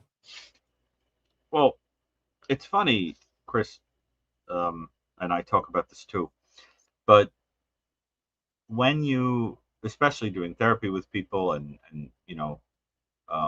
every year that goes on of aging, whatever, you really start to realize that you're only going to get a very small group of real friends in your life. Yep. Exactly. And they are among the most important people in your entire life. I mean, you're lucky if you got 2 or 3 real friends. What happens is you get this dwindling group. You have the ones from school, and then there's the people connected to you on social media that, let's face it, you didn't like that much the first time around, so you don't know why they're connected to you. That kind of thing. You get invited to the reunion, and you're like, are you kidding me? Like, why would I care about seeing, the janitor and, the person that sat next to me in home ec, but you're supposed to care, but you get a couple of friends. Home ec? Yeah, in home economics, Yeah, but it's an elective. You didn't have to take that. You could have taken. I did, and I still don't know how to make toast. But anyway, so you get those kind of people, and they don't matter that much, and then every once in a while you get a couple of, I get it. You signed up for it on purpose too. We got a call. Oh, okay. Emma, go ahead. Where are you calling from? I was stalling, boy, and it worked. And Dr. Gary took home. Hi, yeah, I'm calling from Alabama. Alabama. Alabama. How you doing? I love Alabama. It's beautiful. Oh, thanks. I love it too. What's your question? My question is, for those of us who are really into the academic side of crime, like I am a teacher, but I find myself, comparing things that I see at school with what I see on podcasts or the news. And my question with it is there any research that's going on right now that involves adolescents that people can be keeping an eye out for or looking forward to being published soon? Well, I that you got to be a little clearer. So repeat the question with a little more specificity. Let me hear that again. So, should we be looking out for research, published papers on what exactly? Things that affect adolescents that may later lead to crime. Like, for example, these shooters that are getting over politicized, things like that. A lot of times it happens when they're younger now, or seems to. Well, this is an interesting question because as somebody who has extensively studied, mass shootings, for example, mass murder, the roots of that stuff they're actually pretty complicated. The fact is this: there is this kind of myth in the general public that is perpetuated, unfortunately, that mass shootings can be explained in the majority, in the main, by mental illness, by severe mental illness. Now, this, I am telling you, is a myth. About 8 to 12% of those horrendous things can be explained by serious mental illness, like psychotic disorders. People like that are actually far more likely to be victims of violent crime than to commit it. The vast majority of people who do that stuff like mass shootings and things, are people who are having trouble coping with life events because of an inadequacy in the personality structure, in resources, and so forth. And so the common story, as I always say, when you hear about something like that, the first thing you say is, what did the person lose? Because especially in our culture, there is a tendency to, in the absence of traditional modes to kind of be attached to, you you are going to grope for something like a relationship, work, school, a political movement, whatever, to give yourself an identity. And if you lose that thing, you feel unglued, envious of other people, angry, overwhelmed, scared. This is part of why we're in this kind of soup, is because you're seeing this plague of nihilism that's taking over. Nihilism has become a motive now. Like, I feel nothing. I'm bored. I feel like being the Joker and stirring up chaos. And you always want to ask that question. So, for example, Kohberger. Yeah, he seems to me like he was a budding serial killer, but he was a mass murderer. So he falls into the database I did with Raggy Gurgis at Columbia. And think about it like this. What did he lose that was the precipitating event? In his case, the last straw event, in a guy who had been fantasizing apparently about hurting women and looking at violent pornography and all that, seems to have really been ultimately triggered by what was the loss of his TA position, possibility of getting in trouble at school, and blaming women for it. It's like a last straw event, see? And that's what you want to think of. So if you think of it as like what happens in adolescence or whatever, there are factors that can affect you, but you want to understand that it can happen at any point in the lifespan, and that's how you know it's not related to severe mental illness. Because with severe mental illness, the average age of a mass shooting would be in adolescence or young adulthood, and the average age is in fact about 37.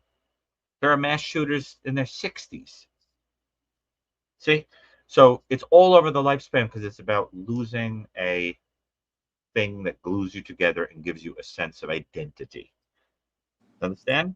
And so I think, are there predictors? Yeah, drugs, alcohol, previous criminal behavior, lack of supports, major negative life events, things like that. But if you put the emphasis on mental illness, particularly the kind that happens in adolescence, you're not going to prevent very much. You might prevent about 8 to 12%, which is a lot, but the vast majority no.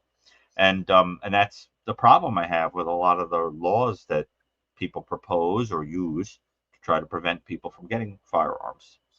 It's just not enough to say we have to look for people who are mentally ill. And also, what does mentally ill mean? Do we mean psychosis, or do we mean less serious forms of mental illness? Do we mean personality disorders? Do we mean coping skills problems? Do we mean trauma? So it's a really hard question. But I really like what you're asking, which is about like what could, because your question has an eye to prevention. And I think that's really that's the key to everything. Is like, how do we stop another one of these horrible things from happening? So I really appreciate the question. It's exactly the kind of thing I work on. But in the meantime, there's a perfect storm of, unchecked serious mental illness in some people, or undetected in that fragment that does, have serious mental illness and do those kinds of things. This existential cultural soup that we're in, particularly the toxic masculinity soup, thinking that you're a loser unless you have your life looks like an Instagram model's life. The emptiness that comes in the postmodern world with regard to religious philosophical ideas, the fact that the political parties right now whip people up in a way that's reminiscent of Lord of the Flies, with no regard whatsoever for the intense anger between them, and the fact that everything in the contemporary culture is designed to be impulsive and dopamine drenched. and to not encourage reflection, pause, inhibition of the self, and the fact that everybody is armed to the teeth. And when you take all of that and you put it together, I mean, and don't, when you get people who say, oh, come on, it's not cultural, it's not American. Okay, well, then why doesn't it happen at the same rate all over the world? If it's biological, it would happen the same way everywhere. So the fact is, it's a mixture, and you cannot have an overly simplistic approach.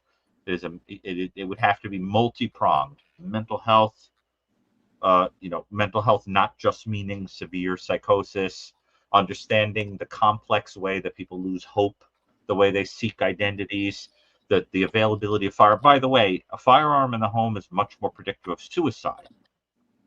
And that's where I especially have a problem, is because of the suicide risk that it poses. Let me tell you, that is a topic in and of itself, suicide. And I don't think that's a political issue. Right? This is just facts, data. You know what I mean? It's not the politicization of these things causes a lot of problems. But I think we have to just get a bunch of smart people together and say, like, there's enough of this bloodshed, and we have to figure out how to put an end to this. And it's at the point now where, like, you could stop a person on the street and say, have you known anybody affected in some way by a mass shooting? And a lot of people would say, yeah, I do. I do. So do all of you.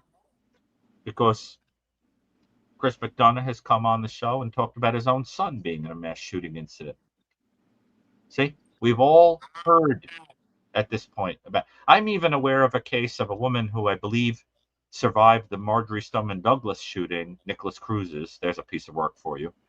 And then she went to school, I think, in Michigan, and was in another shooting, I think the Crumbly shoot. So in other words, she left one place, went to another, and was in a second school shooting. Oh, is that what? Was that the Virginia? There was a girl that leaving Marjorie Stoneman Douglas and going to. I got to look it up, but I think it was. There was one from Columbine that she went to Virginia Tech. Like she was there. She was at both. It would be hard to leave the house after that. Well, the one thing that keeps you going is the idea of the rarity. And imagine having two. Yeah, no, So, but I'm just saying, like, I have a serious problem with the fact that people are, in this Lord of the Flies way, fighting over the causality, but like they need to get together and look at data. And so, I mean, people like me, I spent many years studying these things, and I can tell you there's no simplistic answer to this. There's also no uniform direction to universities and colleges, junior high schools and high schools about how to be prepared for this. Something as simple as like having an app on the phone or a button on the back of your ID that you could press for an emergency, or having an armed person, or having, bulletproof things that could be pulled across a door, like sheets, or, not just letting anybody stroll onto a campus. That, there should be a uniform series of steps that are taken. And that's another problem. So, you got to get everybody together to talk. And we're too busy, using it as fodder for fighting with each other.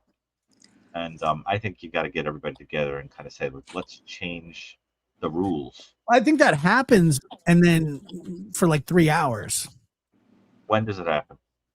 Congress? After something, tragic happens, it's like, oh, okay, let's all come together. And then I don't give a flying crap. But let me tell you something. I can't even watch them anymore because it's so phony. I agree. Phony. Phony. Absolutely. Do something about it. And, it's complicated. And, even some of the biggest, because Chris McDonough has made some very interesting points about, there's a difference between the weapon and the person who uses it. He makes some really interesting, valid points. I like sitting and having conversations with smart people who, meet in the middle about ideas. It's not that simple. That's my point. But you got to be talking about it, and something has to be done. The status quo is unacceptable. I remember Michael Stone telling me about being shown what an AR-15 bullet does to a watermelon, which was approximately the same size and weight of some of the victims in Sandy Hook. and he never got over it. You understand? Yeah. Right. So, that sometimes, and I got to tell you, a turning point for me, for some reason, was that Minneapolis shooting. That shooting into the church and hitting the children and the whole, and I knew someone who was sort of like personally affected by it. I just, there was something about that one that just has set, it's in my belly like a hot stone. It's just too much, I hear that. I mean, that's not what children are supposed to do. Did you see the kid that jumped on top of his friend? Yeah. It's It's amazing. terrible. Emma, thank you for your call.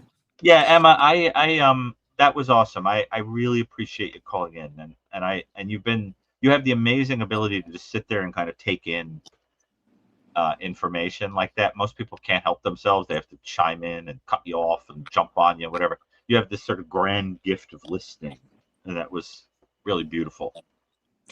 I appreciate that. Real quick, I do want to tell you, I have a dog that is the biggest fan. Oh, I know that sounds crazy. I love dogs.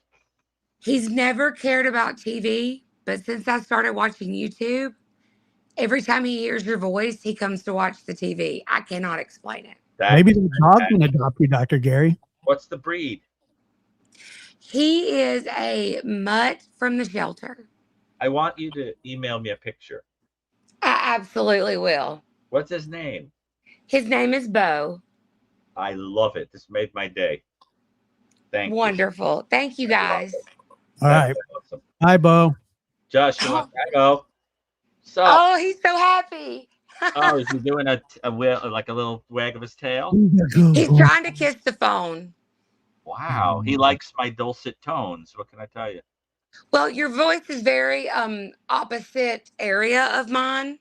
So maybe he's just never heard the New York accent. I'm not sure.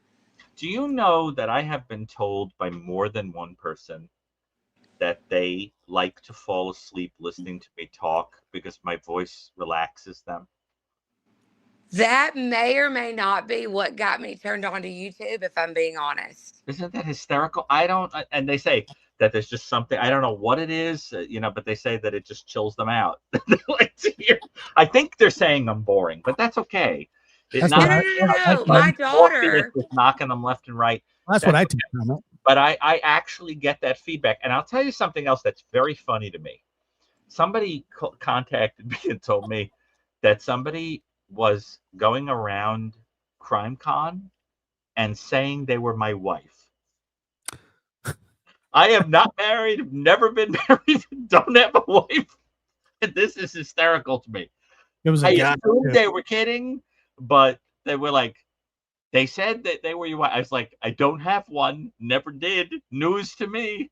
But I think that's hysterical. So the funny part is, I heard it was a guy that was going around telling everybody he was your wife. Dear Lord. No. Not that I care about such things, but not that there's anything wrong with that. There isn't. But that didn't happen. But I just think it's so funny. And the funniest part of it is, like, I have no idea who the person is.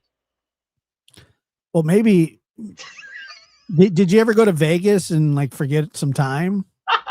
I've been to Vegas, but nothing like that. No. Okay. Anyway, thank you, Emma. Appreciate it. Yes, thank you.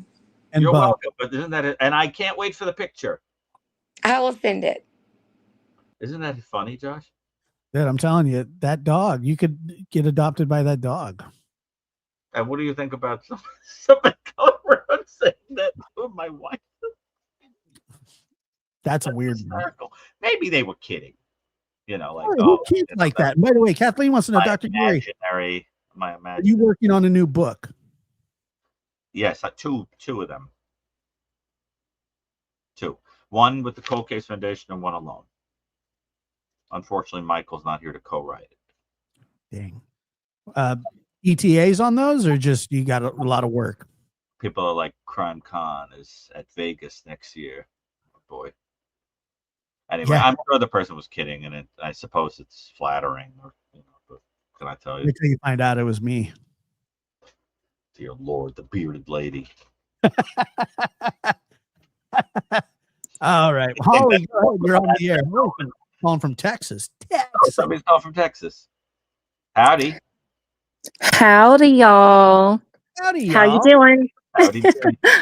Okay, so I hope you can hear me because I'm sick. So I have to apologize for any frogs that y'all might hear because Oh, I'm it's sorry. I thought you said I'm 6. And I was like, Oh. what? You sound pretty mature. I'll That's take that too. Okay, so yeah, not gonna say my age because Josh told me not to in a previous. So What are you sick oh with? boy. Okay, so first of all, I have a sphincter of Oddi dysfunction, which is a bile duct disorder. It's really been acting up the last couple weeks. I have a chronic health problems, multiple. But as far as the frogs go, it's the weather because I'm in Houston. So here's your Texas accent. So if you feel like y'all were hurting for it with the Dallas caller, here you go. I was born and raised in Houston, Texas. And yeah, we're just going to leave my age alone.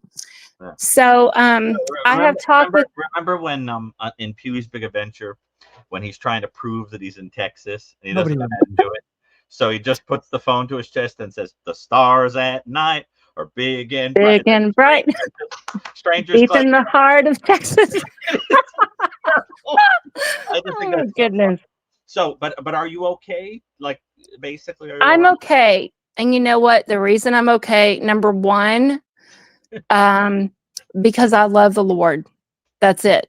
Okay. Number two, I have a family, my husband and my third baby. He's my rainbow baby. He'll be 15 on Veterans Day. Okay. I made, we're doing like a birthday cake contest and I make things from scratch. So last night is we have Friday night treat nights. And so I told Ryan, that's his name. I said, okay, I need to know your first contender because I sent him a lot of recipes. So he opted for one and I made it happen despite me being congested and having a chronic flare up. And it was a big hit. And then the third reason is Josh. His late nights from my chronic things. I have insomnia. I can't sleep. I live tired. I sleep tired. I would love to have restorative sleep, but yeah, and Josh is just so sweet. He's so forgiving. I pop in. If I'm awake, I'm there, and that's it. And when I can't sleep, I get lonely and I need company. And I love his show. I look for him across the board. But Josh So- never sleeps. I think he died a couple of years ago. He's just propped up with strings or something. Formaldehyde, keeping him. This is just like Weekend at Bernie's. Got him kind of sitting up. Totally, I remember that. I don't think he slept in. What? How many years? Yeah. You remember I sleep? got some sleep last week. How many hours did you sleep? I don't sleep a lot. I mean, I sleep enough. I love sleep. I think sleep is the greatest thing. If I could, I would. It is. I would sleep like a cicada, like 17 years. And only come out while fly around, go back into the dirt. Like seriously, I am very. I think sleep is the most delicious thing in life. I love it. It is marvelous. Just like everything can just go to hell and just close your eyes. And Can you share that with me? I would love that. I'll take it. Too, huh? Yeah, it's pretty marvelous. God bless sleep. Unless, of course, your sleep is haunted by, Yeah, Nancy, I hear you. I see that. You never feel rested. Me neither. I wake up. Okay, so what happens is before I even open my eyes, my heart starts racing like a rabbit. I'm not kidding. And I'm like, oh my goodness, my body's waking up, but I really want to go to sleep. So yeah. Okay, so how can we help you? We got it. I hope you can. So I have. And you love What? Josh. So you don't. I do. So how can we help you? Well, this is my first time to talk with Josh direct. So hello. You are so awesome, and I love helping you out. I do. This is my second time talking live with you, Dr. Gary. Remember Really? the interview room? Yes, really. I sent you the link also to Josh and asked him to send it to you because I can't find your email. And I see people, including Kelsey, last I looked, they're wanting to email you because you said, email me a picture of your puppers. And we can't find it. So If if y'all would please drop it in the chat. If you Google me, it's really I easy. did. Yeah. I Well, did. So I'm calling it out because I'm native here. So that's what we do. well, I'll tell you say that if my email address were posted here, it would be like like opening the door to Lord knows what. I mean, I get messages every day that are unimaginable. Not sure I want to open that door. I mean, I'm not kidding. Yeah, like I don't blame you. Yeah. If the emails I got were like actual packages, they would look like the Unabomber sent them. They would be ticking. You understand what I'm saying? Like, I would be like, do I want to open this email? You know, that kind of thing. Like, like someone in the forest sent them. That kind of thing. And so I don't know what they're just. I'm telling you, there is a special energy that I must give off that makes people just want to send me things that are very unique. Josh, have you ever seen some of the things that people send me? Yeah. When we did that New Year's show on the interview room, I got a glimpse, and it was horrifying, to be honest with you. No, but that wasn't things people said. Those were offenders that contacted me. Well, I mean, I don't know. You said you got sent a trench coat that you never wore. Oh, that's true. I guess that story already. But I've gotten weirder things than that. I've gotten really strange things. I mean, you ever open up a package and get? Yeah, I got a charcuterie board one time.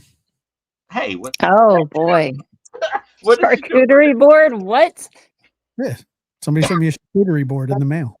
Crazy! Oh my goodness. Richard Farley sent Laura Black that he was stalking a power tool in the mail.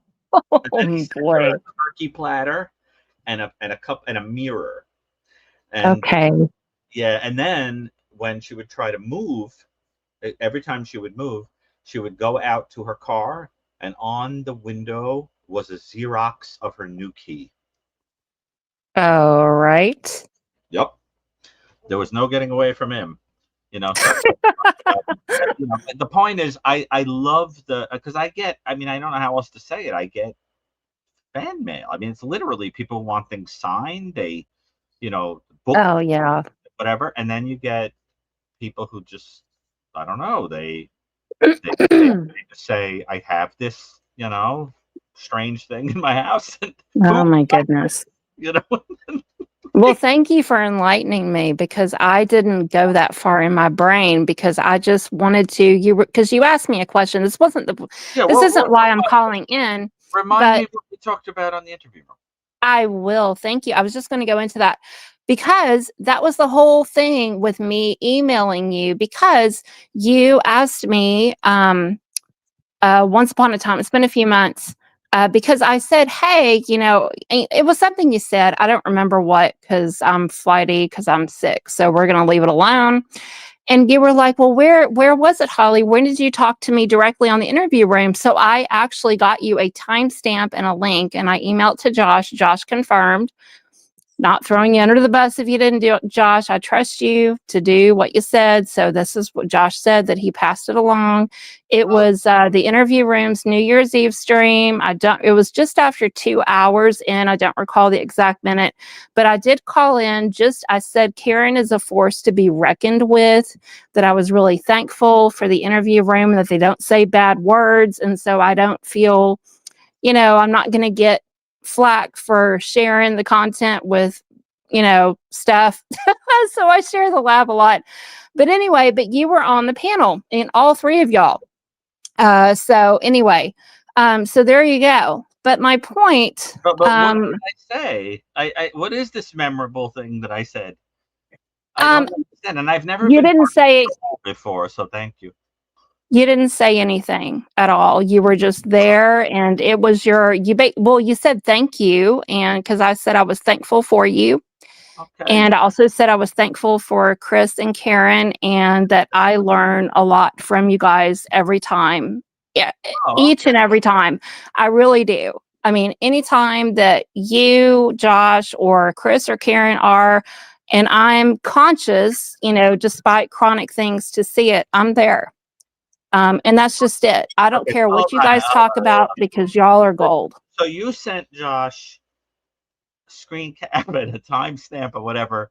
I did. Saying anything to you? No. I answered your question because you wanted to know. You said, when have you called into the interview room when I was on panel? So I dug it up from the depths and I emailed it to Josh. And Josh, I said, and I titled something to the effect of, in the email subject, this is for Dr. Gary, or for Dr. Gary, or this is for his question, because you asked me a question and I wanted to answer you. And so I answered your question with a link and a timestamp. Went back in time to when you were on the interview room, and I could have asked me something and I would have talked. What would have been the question that you would have liked to answer? Because I'll answer now. I'm moving on to the questions. So, despite I have 2 questions, but my second one is more prominent for me in this time. But the first one, I learned of you first from the interview room. Okay. And, but I don't know your story. You talk a lot, especially tonight, with a previous caller talking about, I believe it was the first, if I'm not mistaken. Y'all, please feel free to correct me because I know you'll do it. And that's fine, of how our childhood shapes how we are when we're grown. And I had been wondering for the longest time, what made you decide to go on the path that you are on with your career and so forth. My second question, is a bit more personal, I suffer chronically. I really only go to the I really only leave my house when I go to the doctor because I'm very unsteady. It's not worth a trip to the ER for a fall. And I have a lot of family members that have chosen to not be in my family's life. And I hear a lot these days about setting boundaries and how they're more for us than for other people, and so on and so forth, with forgiveness and how they're most for our people. But Dr. Gary, so that leads into my primary question for tonight that I think everybody, or I feel anyway, that people they need to hear, because we all want to move forward. We don't we can't stop hurtful things from happening in our lives. And sorry, I'm getting teared up because I'm okay. So, it is really important for our healing to be able to find a way to move on. And it's harder for some people than it is for others. And for people like me they have a servant's heart. We love to help others. And when that's not reciprocated for decades, and we can't help ourselves because that's how we were made, it's how we were created. God gave us certain attributes. And so, believe me, I wish that I had thicker skin, but I don't. And I'm like, okay, God, you made me this way. There must be a reason. However, I have a tragic childhood behind me, as does Josh, as I feel most of us to some degree do. So I kind of feel like we all are together in the same boat. And so that's why I say we all need to hear this. So what advice would you have for those of us who really want to move on and want to begin our own process of healing when we feel deep and we love deep and we hurt deep and we want to forgive? Because forgiveness, from what I'm gathering, and correct me again, I feel it's more for us, because I hear a lot of people saying, well, I'm not going to forgive because they don't deserve it. And I'm like, okay, so what does that do to your own health? What does that do to your heart? And so that's kind of an area, I correct myself, that is an area I'm growing in. I am growing to perceive forgiveness as more for myself than for others. And I want to know your take on this. And I've been sitting on this question for a long time to ask you specifically because I really respect you and I want to know what you think. Well, first of all, I have to be careful how I answer because I can't answer the question in a way that is clinical. In other words, about you. I'm going to Yeah, generally.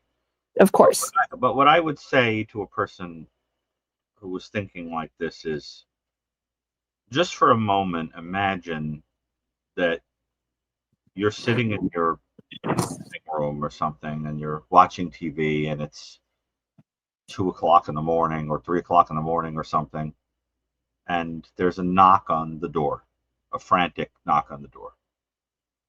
And turn the TV down, you've got like a house, frock on or t-shirt or something, and you're like, what the heck is this? And you go over and you open the door, and it's you as a little kid. And it's like a stranger to you. And that little kid you says, can I come in? And you say, yeah. And you sit on the couch and you let that little kid you tell the whole story of everything you've been through. What would you say to her?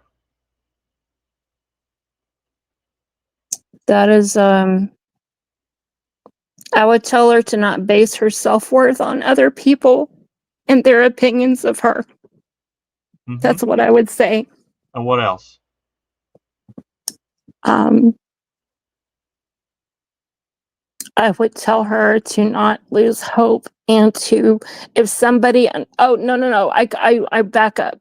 The next important thing is I would tell her that family isn't just blood.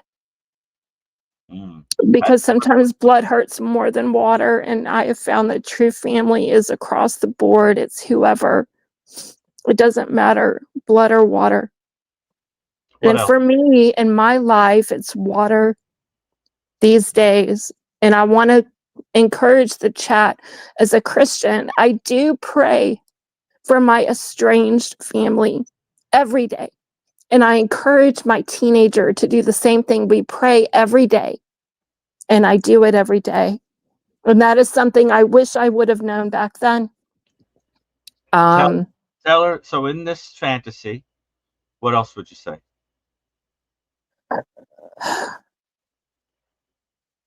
I would tell her to be kinder to herself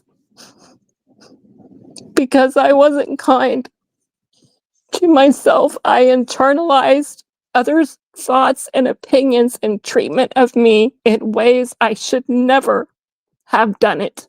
And I had nobody to talk to me. Now, I will add, I won a beauty pageant in '93, and I was invited to speak by several parents at PTA meetings, at churches, and so on. And I remember that I told parents, after sharing my childhood of abuse, to take the time to talk to their children. Because my mother kind of did, but she had her own things to go through. But I had another parent, and nobody initiated conversations or tried to teach me about the deeper things. And so that's how I ended that particular speech. It was at a local church. And after that speech, I can't tell you how many parents walked up to me and hugged me that I didn't even know and said, thank you for encouraging me to talk more to my kids. Because if we don't talk to our kids, who will? And I really wish that back then, you can't help who doesn't talk to you. And my parents didn't initiate those deeper conversations, but I wish that I would have reached out more than I did when I was little. Mm-hmm. Because because of the example that my parents set for me, I felt, and this is single digits I'm not talking teenage years, single digits, because, across the board ever since I can remember, I grouped everybody. Well, if my parents aren't willing to sit down with me and talk about these deeper things, then nobody else is, and that's so wrong. However, on the same time, it's hard to trust. And these days, who can we trust? We don't know. And it's scary to reach out when you don't know how somebody is going to receive what you have to say. So you have to be willing to do that. And for people, that's why I opened up the call with people that are sensitive like me, that have thin skin like me. It's like, do I risk being hurt, or do I continue to suffer alone? So Well, it's a deeper thing. I think that in the image that we're conjuring up, you have an opportunity from a vantage point of years having gone by to tell this earlier part of yourself that somehow, in some way that doesn't make a lot of sense, they'll make Yeah. it. They'll make it. They'll be okay. That there are going to be people that love them in the long run. That they'll do a lot of good in the world, and that you're not garbage. That there's a reason that you were born. That there's something in you that has a dignity that is greater than was visible to some people. You know, some people remind me of the way I am because I collect antiques. And I'll go to a store and there'll be something marked like $8 and it's worth like $2,000, and I'm like, these idiots don't know what this is, because they don't know. That happens to me all the time. I pick something up and I'm like, how much is this? Oh, I don't know, $4. I'm like, okay, it has markings on it that suggest it's a 19th century Capo di Monte urn that I'm going to sell for $2,000 when I go home. Thank you. So, you know, value is in the eye of the beholder. And what I think you need to say to this part of yourself is that, you know, certain things are not your fault, that some people don't know the value of what they've got in front of them, and that you blossom into somebody who works clearly every day to try to earn this love and this thing that you're supposed to get for free. And it can make a person feel like a failure if they don't get it. But the reality is that it's just free. A person is supposed to give it to you because you were born. That's it. And you have to understand that that's what you have to say to little kid you. You have to say, you don't have to do anything. Just sit here with me and we'll watch TV. Yeah. See? And Well, and love her. Dr. Gary, it's funny that you say that, because I've actually had that, and Holly, I've had that conversation. You know, when I was initially put into therapy as a little boy, and I did it with my sister. It was a joint therapy, you know, with a wonderful woman who's passed away. I've talked about her before. Her name's Diane Green, and she was one of the most wonderful. She was our counselor, but it didn't feel like we were at counseling. It felt like we were, you know, she was a family member, a friend, and she was so kind and gentle. And anyway, I got a hold of the transcripts from our initial, you know, meeting, because what she did was, back then, she had that the tape recorder, and she press the record button, and then what would happen after that is she would type it up. Okay. And somehow, some way, my grandmother had these transcripts of our very first talk. And I was, you know, and it would say, you know, Josh says this, and, you know, I was like 3 years old. I mean, I was little. My sister was like 6, and they're reading it. And I had this sort of experience where, in my head, the grown man was standing there, looking over my shoulder, kind of just going, and I remember being really scared as a little kid, a lot. I was very frightened, because of, you know, what had went on. And I always just wanted to say, it's going to be all right. Like, you're going to be okay. And then I always said, like, if, you know, somebody asked me one time, they would say, well, what would you, if you could talk to your mom, you know, just for a minute? And I would say, hey, we made it. We're okay. Thank you. I love you, you know. But I remember just having that vision. And I mean, obviously it got it got really heavy and it got really, deep. And I started bawling. I actually had to put up this stuff for a while, but I sort of opened that vein, and it was unbelievable. And just kind of standing there watching, because I can remember everything about that. She did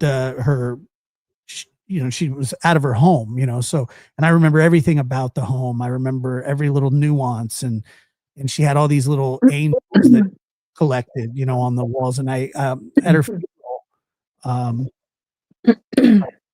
her child, or her youngest son, gave me one of those knickknacks off the wall that I still have, because I used to stare at it all the time, But I remember, and the one thing that she used to say was, and Holly, Dr. Gary's right. You got to be kind to yourself, because the world is not a kind place by nature. It's actually a really harsh place to live. The world does everything that it can to push you out. You have to fight to stay. There's just so many things that get in the way, so many pitfalls in life. And I've fallen into a lot of those, and I've tried to pull myself out of them, but I'm always so hard on myself. And to this day, I'm hard on myself. I'm harder on myself. That's why it doesn't really matter what anybody else says about me, that I haven't said about myself, that I haven't felt that way.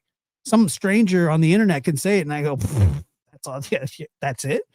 I don't feel like a great person. I don't think that I'm some morally superior human, but I'll tell you what I do is I try. I know that. Yeah. And I really do make an effort. I mean, like, I've made a lot of mistakes in my life, just the way that most people have, and whether they claim to or not, everybody has.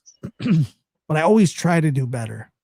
I really, really do. Even when I make awful mistakes, hurtful mistakes, say things that I don't mean, even to myself. I'm much kinder to everybody else. I'm very kind all the time. And I've had to learn. I am more so now, but I had to learn that. And the being kind. It's really. Well, I tell you something, Josh. If a person was really destined to be a very altruistic and kind soul that would never say a harsh thing to someone, but the world has been kind of crappy to them, you get this interesting mixture of traits where you've got some claws and you can kind of strike throw a zinger out there and really cut somebody down if you had to. But then you go home and you stare at the ceiling and feel bad because you know what it feels like to be hurt. It's like, you understand? You get that mixture of, I don't like that I made somebody feel like that because I know what that feels like. But you also got to defend yourself because nobody else is there. And it's an interesting mixture. You see, but what I'm trying to say is this. What we all have to kind of say to our little kid self, as corny as it might sound, is, it doesn't sound corny at all, actually. Yeah, well, exactly. You have to say to that little part of yourself that you're already adequate.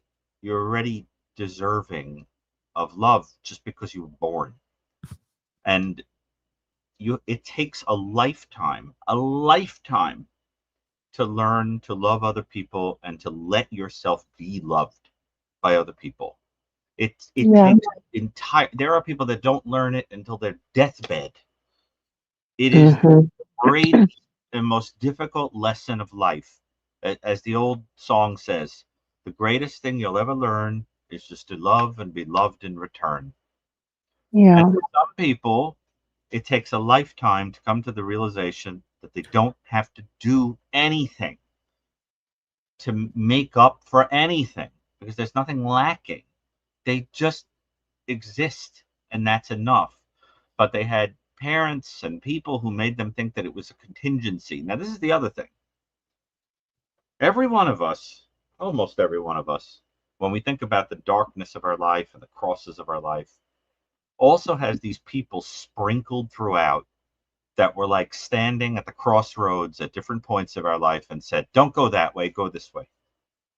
Yeah. Teachers, professors, friends, people that just say kind things to you, the neighbor, the sibling, the whatever. I try every day of my life to remember that when people come up to me and ask me things or talk to me or whatever, is I have no idea if this person is at a crossroad and they're being put in front of me because I have to say something that's going to say, go that way, not this way. Yeah, that's true. And the thing you want to understand is, if you really look back at your life, you'll see that along the way there were little people here and there who did make you understand that you were lovable. Yep. They're Absolutely. just all throughout, you see? And I think that in the scheme of life, those people who are really professional at making themselves small, they condescend to themselves and they make themselves tiny and kind of invisible. Those are the people that are gluing together the whole world. You have to, you want to think about, the way I always think about it is that when we're all born, think of a big giant bonfire, and you get a little stick or a twig or something, and you hold it to the fire, and you have to get across life without that light going out. And everything is against it. What's in the news, the crazy things people say to you that are nasty and hurtful and miserable, and what you look like and how you act and everything and all the choices you make. And they're trying to blow that out. And most of us barely get across with the light still intact. There are some people, extraordinary people, who spend their entire life taking their stick and giving a little bit of light to everybody else to keep theirs going. Yeah. But that's a hard calling. That's a hard calling because it's the risk of your own light going out. Most of us just have to get across. And you don't let anything blow that out. Nothing. Because in the final analysis, you're the one who has to get it across the finish line. Don't let anybody blow that out. And it's going to try. Life is going to try. It's life. It wants you to believe that, it's not worth it, because eventually the thing's going to blow out anyway. Out, out, brief candle, as Shakespeare put it. But the reality is, people are there to help you. And the world is shockingly filled with people who are not terrible. Shockingly. And I can think of people today, this very day, who did things that to me felt like the hands of God. And they thought they were just doing boring, ordinary things. See? So I know this sounds corny and sanctimonious and all that. I don't mean I don't care. I just want you to understand, like, that you have got to look at yourself, young you, and say, don't let that candle blow out. And you're So that's why you asked me that question. That's why I say that question. I want to understand that that you're going to be okay despite everything, because it clearly hasn't blown out. And just blown out. You wouldn't ask this question if you didn't have hope.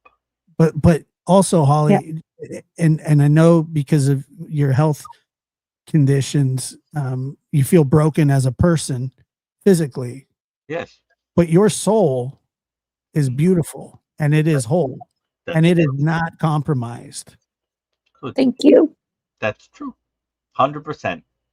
I couldn't have said it better myself. And I think that if you remember that, the essence that's inside of a person, you don't look at superficial things anymore. That's right. And judgments of people. People have, I don't trust the judgments of people. They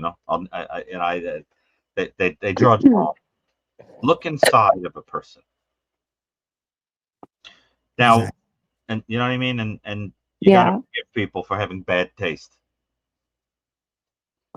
Yeah.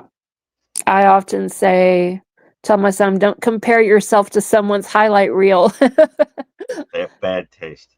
Yeah. And that's how you have to see it. You reach out to somebody and say, "Want to be my friend? You want to go out with me?" They don't like you. You go, "Sorry," and then you think, "God, how terrible that they have such bad taste." See, you got to like that. It's not your fault that they have bad taste. I mean, I totally agree with that, because I've always felt that it's a delight to be around most of the time. And whenever somebody goes, "Oh," I just go, "Yeah." I don't think I'm a delight to be around, but I'm there. I'm one of those people that you definitely want around when things get real and difficult. But otherwise, I'm like a painful reminder. You know what I mean? But like, when things get hard, then I get the call. Well, you've talked turkey to me before, where you're like, "Hey, look, this is what you need to do." And I'm sitting there going, "God, he's giving me the medicine."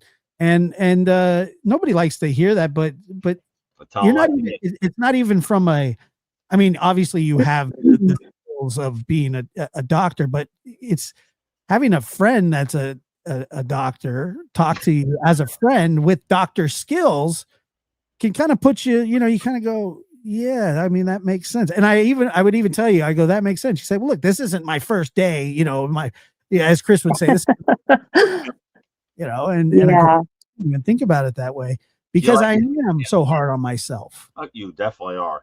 That nobody could be harder, and that's how you know a good person always thinks they're terrible. It's psychopaths who think that everything they do is terrific. If you say to a person, "Name one thing that you feel guilty about, that you feel sorry about," and they say, "I don't have anything to be sorry about. Everything I do is right." You don't want to be around that. Yeah, that's not true. What you want is a person who says, "Look, sometimes I can't even look at myself in the mirror." Then you start to understand the person has a heart that just wants to be better, and that's a good thing. Now, you notice that I dodged your other question, and I am going to continue to dodge it, about how I wound up where I am and whatever, because I don't find talking about myself in that way particularly interesting. I have to tell you that it's not all that matters is where I am now. However, Dr. Gary, I must interject and say that just like other people glean from others exposing where they've been and how they wound up where they are, just because, sorry, just because you don't think that where you came from adds value in others' eyes as to knowing your story, it's not to say that others don't see value in it. And if I didn't see value, I wouldn't have asked. But what I know is that I like to live in the present. I think in many ways it's, from a spiritual perspective, it's very important to understand that the past is dead and the future isn't even born yet. You live in the, like, I'll tell you a story that I always thought was very beautiful, and then we'll let you be. Yeah. In Roman Catholicism, there's a very fascinating saint called Mary Margaret Alacoque. Okay. She is associated with a devotion called the Sacred Heart. Now, you may have seen images of this. You ever see this, like a picture of Jesus and like his heart has like fire around it? You ever see those anywhere? No, but that was the name of my cashier at Ace Hardware one. All right. Well, she was around at a time in history when, in France, where she was living in a cloister, they were beginning to understand psychiatry. Okay. And she was a very decidedly neurotic person, and she was having what she understood to be incredibly vivid apparitions of Christ in the chapel, holding his heart with light shooting out and telling her that he wanted her to start this devotion to the Sacred Heart. Okay, so she has a confessor, like old nuns do. She has a confessor, a priest that she goes to and talks to. And she's telling him that she's having these visions. Now, this priest who's getting educated in psychiatry, tells her that he thinks maybe she's just having visions, that she's not really having a spiritual experience, and he's concerned about her. And she insists that it's real. So he says, "Okay, I'm going to test you. The next time you see Jesus, I want you to ask him what the terrible thing was that I did before I became a priest. And if he knows what the terrible thing was that I did, I'll believe you."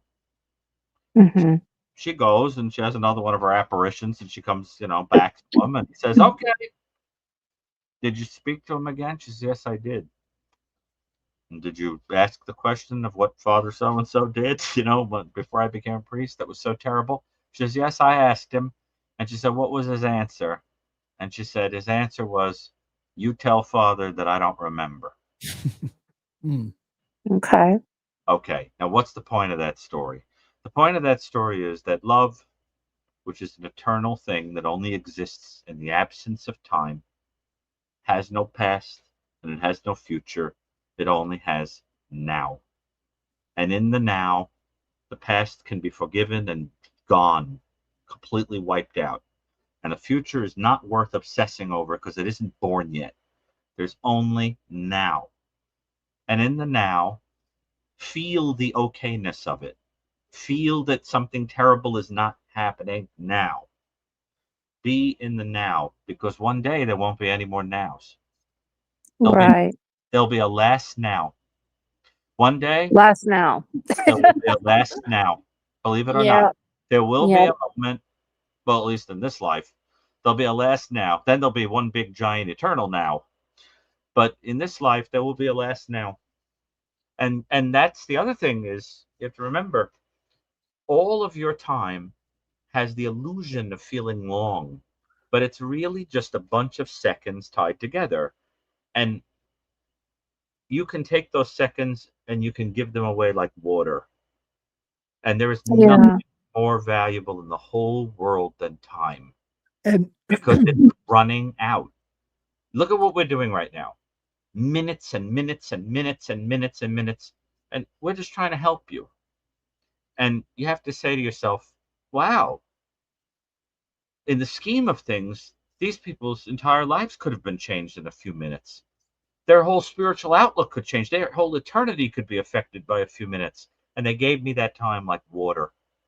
And when you start to understand the generosity of people, you start to say, wow, the now is really beautiful. There are people all around me, swimming around me. I'm like a fish swimming through grace. And then you start Yeah.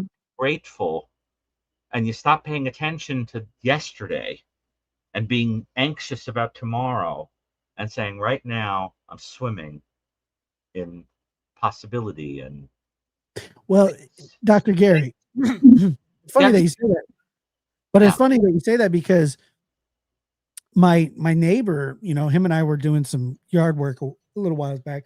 We were helping each other with I don't know, trees, or we were cutting trees off of, and he was telling me that his wife has had a surgery coming up in like a week and a half.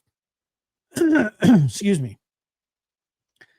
And I said, are you nervous about it? Are you worried about it? And he says, well, yeah, whenever, somebody has surgery, he goes, it's been a little hard to sleep and I've been anxious about it.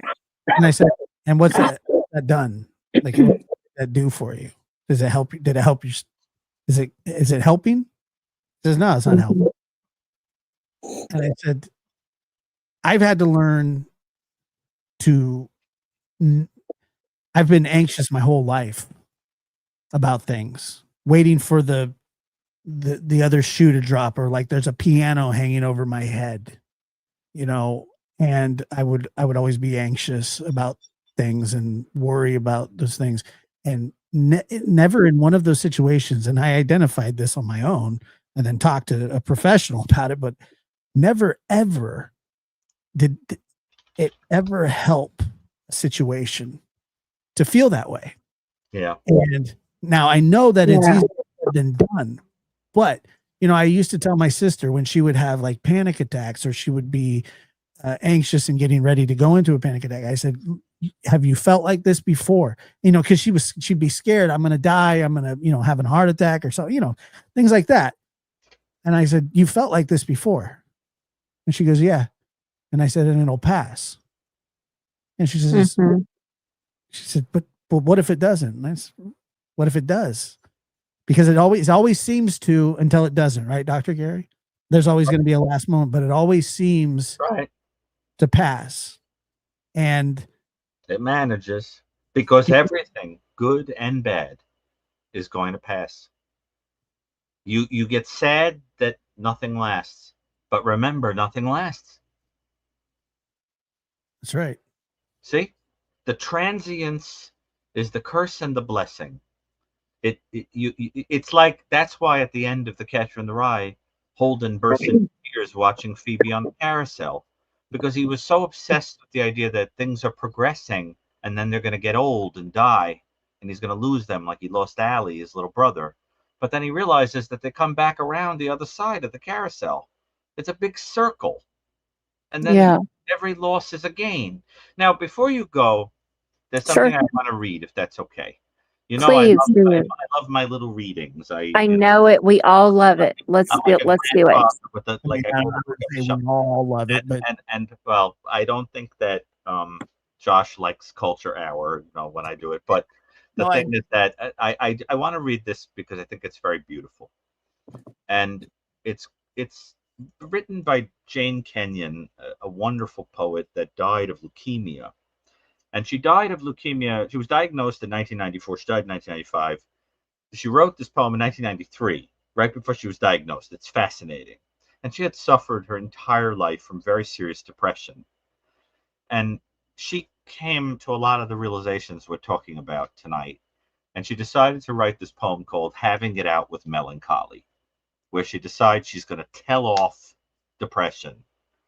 And she's going to point out Okay. all its little tricks and lies. Okay. Okay. Broken. It's not long. It's broken You're into good. 9 little things, but it's not that long. Okay. So I'm going to read it because I love it so Yes. much. All right. Please But do. here we go. I don't have this one memorized. So, but I usually have my poems memorized, but okay. Having It Out with Melancholy. Part 1. From the Nursery.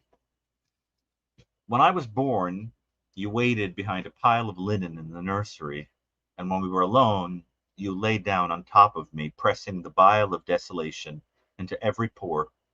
And from that day on, everything under the sun and moon made me sad. Even the yellow wooden beads that slid and spun along the spindle on my crib. You taught me to exist without gratitude. You ruined my manners toward God. We're simply here to wait for death. The pleasures of earth are overrated. I only appeared to belong to my mother, to live among blocks and cotton undershirts with snaps, among red tin lunch boxes and report cards and ugly brown slipcases. I was already yours, the anti-urge, the mutilator of souls. Part 2. Bottles. Elavil, Ludomil, Doxepin, Norpram, Prozac, Lithium, Xanax, Wellbutrin, Parnate, Nardil, Zoloft. The coated ones smell sweet or have no smell. The powdery ones smell like the chemistry lab at school that made me hold my breath. Part 3. Suggestion from a friend. You wouldn't be so depressed if you really believed in God. Part 4. Often. Often I go to bed as soon after dinner as seems adult. I mean, I try to wait for dark in order to push away from the massive pain in sleep's frail wicker coracle. Part 5. Once there was a light. Once in my early 30s, I saw that I was a speck of light in the great river of light that undulates through time. I was floating with the whole human family. We were all colors, those who are living now, those who have died, those who are not yet born. And for a few moments I floated completely calm, and I no longer hated having to exist. Like a crow who smells hot blood, you came flying to pull me out of the glowing stream. I'll hold you up. I never let my dear ones drown. And after that I wept for days. Part 6. In and Out. The dog searches until he finds me upstairs, lies down with a clatter of elbows, puts his head on my foot, and sometimes the sound of his breathing saves my life. In and out, a pause, a long sigh. Part 7. Pardon. A piece of burned meat wears my clothes, speaks in my voice, dispatches obligations haltingly or not at all. It is tired of trying to be stout-hearted, tired beyond measure. We move on to the monoamine oxidase inhibitors. Day and night, I feel as if I've drunk 6 cups of coffee, but the pain stops abruptly. With the wonder and bitterness of someone pardoned for a crime she did not commit, I come back to marriage and friends, to pink-fringed hollyhocks, and come back to my desk and books and chair. Part 8. Credo. Pharmaceutical wonders are at work, but I believe only in this moment of well-being. Unholy ghost, you are certain to come again. Coarse and mean, you'll put your feet on the coffee table, you'll lean back and turn me into someone who can't take the trouble to speak, someone who can't sleep, or who does nothing but sleep, can't read or call for an appointment for help. There's nothing I can do against your coming. When I awake, I am still with thee. Part 9. Wood Thrush. High on Nardil in June light, I wake at 4, waiting greedily for the first note of a wood thrush. Easeful air presses to the screen, and the wild, complex song of the bird, and I am overcome by ordinary contentment. What hurt me so terribly all my life until this moment? How I loved the small, swiftly beating heart of the bird, singing in the great maples, and its bright, unequivocal eye. Isn't that beautiful? That was absolutely beautiful. That was really deep.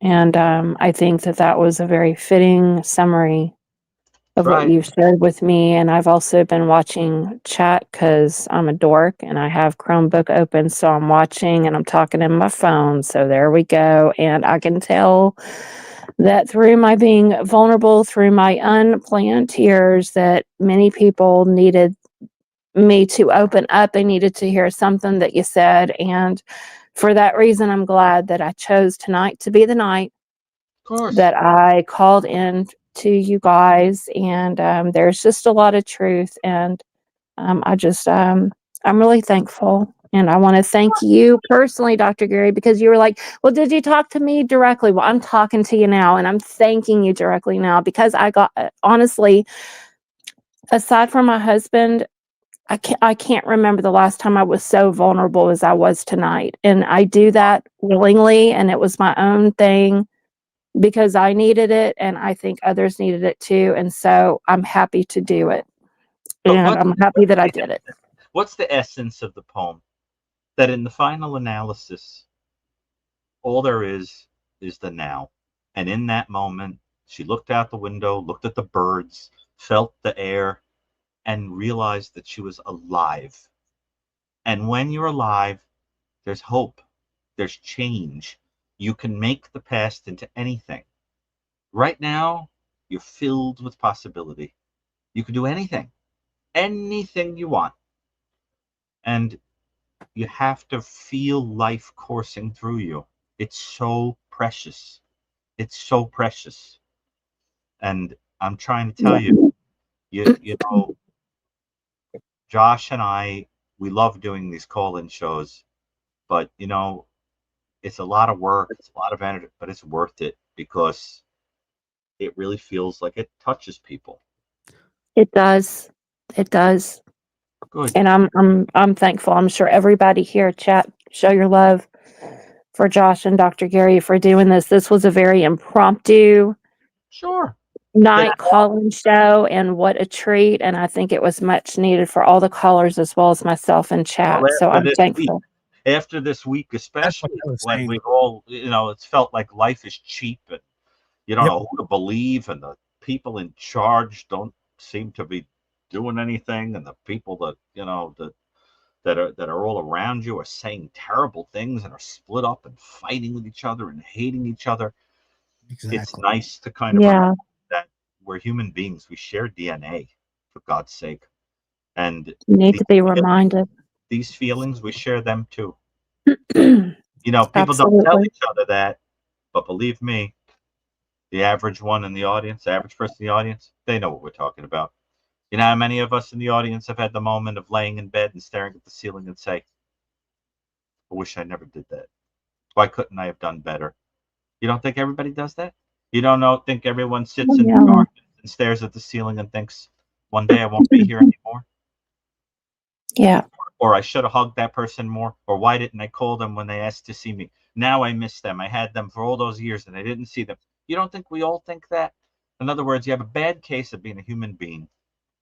And I think that's the beauty of the poem, is that in its particular, you know, in its particularity, it has a universality, because what it's telling all of us is, in the final analysis, there's only now, and that's how you overcome it, and you see meaning in it. See, so I love that. Absolutely. And the more you listen to it, the more you realize how profound it is. Okay. Well, Thank you. I think all of us are going to sit on that over and over. So it's deep. So thank you again, Dr. Gary and Josh. I really super appreciate it. take Thank care of you. yourself and don't be a stranger. I will. Okay. Take care. That was Okay. beautiful. Yeah, absolutely. Poem? Did you like the poem? I actually did like the poem. Yes. Oh boy! Oh boy! I Will was wonders never cease? I was hanging on every word. You know, before we go, I was going to say that the movie Independence Day. Oh, okay. I Okay. didn't know what you were about to say. You remember the movie Independence Day? Of course, I've seen it like 10 times. Yeah, it's great. Okay. We get it, it's so funny because it had, if you ask me, it had a pretty deep meaning. Okay. Of course. And I always think about that when the whoever was playing the president, everybody from around the entire world was joining forces. Bill Pullman, right? I think so. Yeah. From Spaceballs. Yes. Yeah. Okay. Him and John Candy. So funny. But how like the entire human race was joining together because there was some sort of extraterrestrial threat. And sometimes I wonder, I said, is that what it would take to like pull everybody together? Well, I could tell you that we do face a threat. And it becomes more and more real every day. And the threat is so apparent to me that the only thing that can really save us is really ourselves with kindness. You put your weapon down for a cloak. You pick up your cross, and you can also pick somebody else's cross up too that can't quite carry it. And that's a beautiful way to put it. It is a. We've talked about how harsh of a world it is, and it is a harsh world. But it can also it's such a dichotomy because the world is beautiful, but it's also terrifying. It is so many different things, and these discussions are really important. And I love when we do them, and I always enjoy it. And I give you, even though you took home ec, big deal. Not it's just you talk to plants, whatever. I like baseball. Plants. I like plants. I collect them. I have tons of them. Listen, Josh, Independence Day, if you were to change the plot to make it match what's going on in our world, the plot would have to be that there were some dangerous monsters and aliens and creatures that were coming to attack us, but that they couldn't all be painted with one brush, because some of them are not terrible monsters and creatures and murderers and whatever. In other words, that we would have to understand that things are mixed in this world. Not everything is black and white. It's comfortable to see the world in black and white because you can hang on to it and make yourself feel safe. But absolutes are not intelligent. Mm-hmm. Nothing is an absolute. You cannot take any group of people and say they, them. Once you start doing that, you're thinking like troglodyte. So the idea is to kind of say like some good, some bad. See, that's what you understand. Now that's very important. And once what we saw this week was a dividing up into a them and an us, and that's dangerous stuff. Very, very important to be the person who rises above that and says no, because no matter what, we share DNA here, because we're not creatures from outer space. We're people. You understand what I'm saying? Absolutely, I do. And listen, you think of the two sides against each other in the worst war that ever happened, and both of them, those enemies, went to bed at night having thoughts like we talked about. Of course. You understand? One of my favorite images before we go my favorite images from the American Civil War was that there was an aurora borealis that occurred on the night of one of the great battles in the Civil War. And both sides sat down, stared at it, and thought that it was God sending a message to them. See? Yep. And it was just an aurora borealis. But the point is, they both thought it was that. And do you know that in the Civil War, it was such a different time that they would actually have during some battles a young, usually a kid, a person to come out in the middle of the fighting and play the fiddle to entertain everybody so they could sit down and breathe a minute before they killed each other. There was like an intermission to the killing. Yeah, sometimes they even broke bread. And then killed each other. Well, look, everybody's got to eat, right? Yeah. Because we're all right. But Josh, it was a very powerful conversation. I worry sometimes that it might come across as kind of sanctimonious or whatever.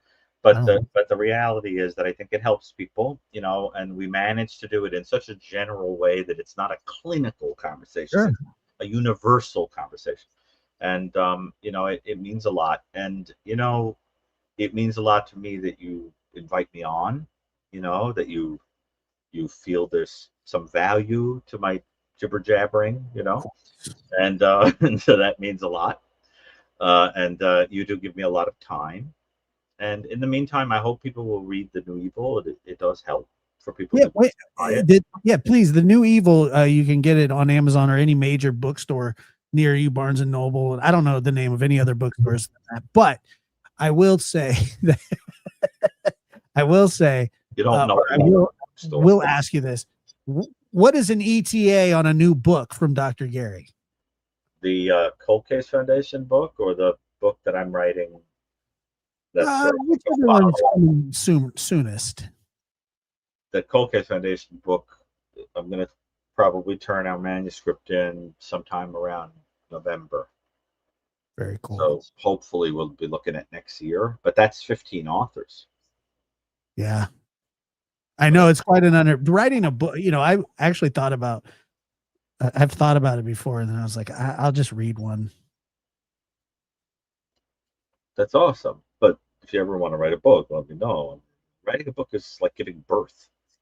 It goes out into the world and takes on a life of its own, and you get contacted by people who want to talk about your ideas. And it's really fascinating. It changes lives, pisses people off. It affects academia sometimes. Maybe I will write a book. Look at that. I'm sold out in Australia.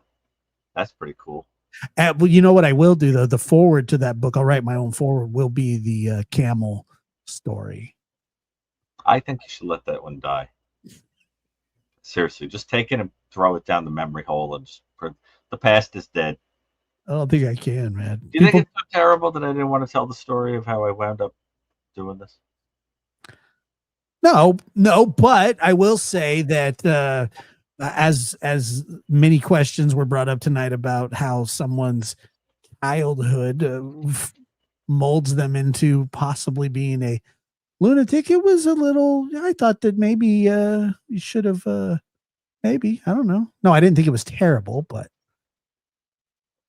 I know you couldn't throw a baseball, and so you wanted to be a priest, and that didn't work. And then you're like, I have an IQ of 197, and what I'll do is I will analyze people and help the world.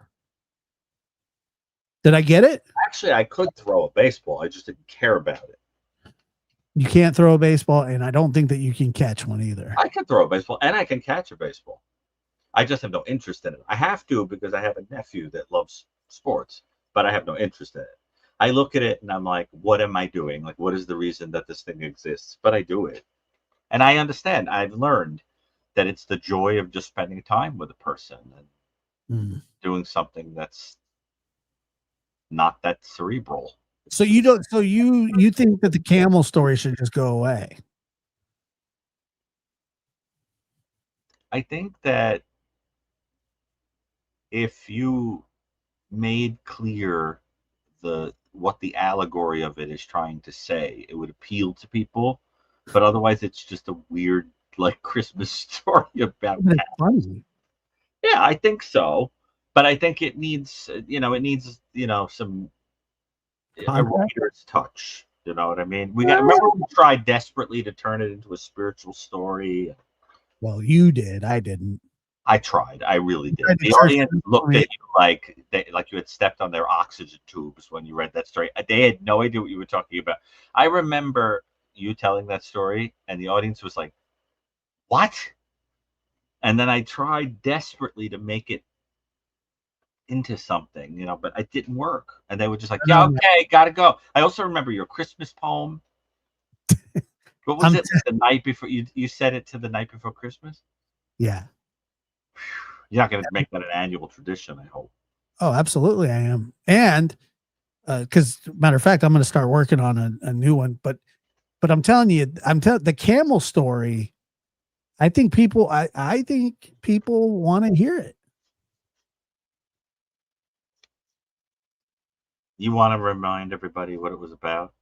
It was just about 3 camels that they took out of a stable to deliver the wise men to Jesus, but it's seen through the eyes of the camels, and the camels have these little bickering, stories, because one of them is a cousin and then a best friend. So there's 2 cousins, a best friend, and there's just all kinds of, rambunctiousness. Do the camels talk? They talk to each other. They talk to In English? What's that? In English? Arabic. Why are they speaking Arabic? I don't know. It just seems more appropriate for the time. Yeah, but first of all, there are so many problems with this, dear Lord. What's wrong with the Arabic? First of all, the Magi, which one of them came from an Arabic-speaking country? In your understanding, there'd be no Arabic. Well, that's what they spoke. I don't know what to tell you. Do you mean Aramaic? No, not really.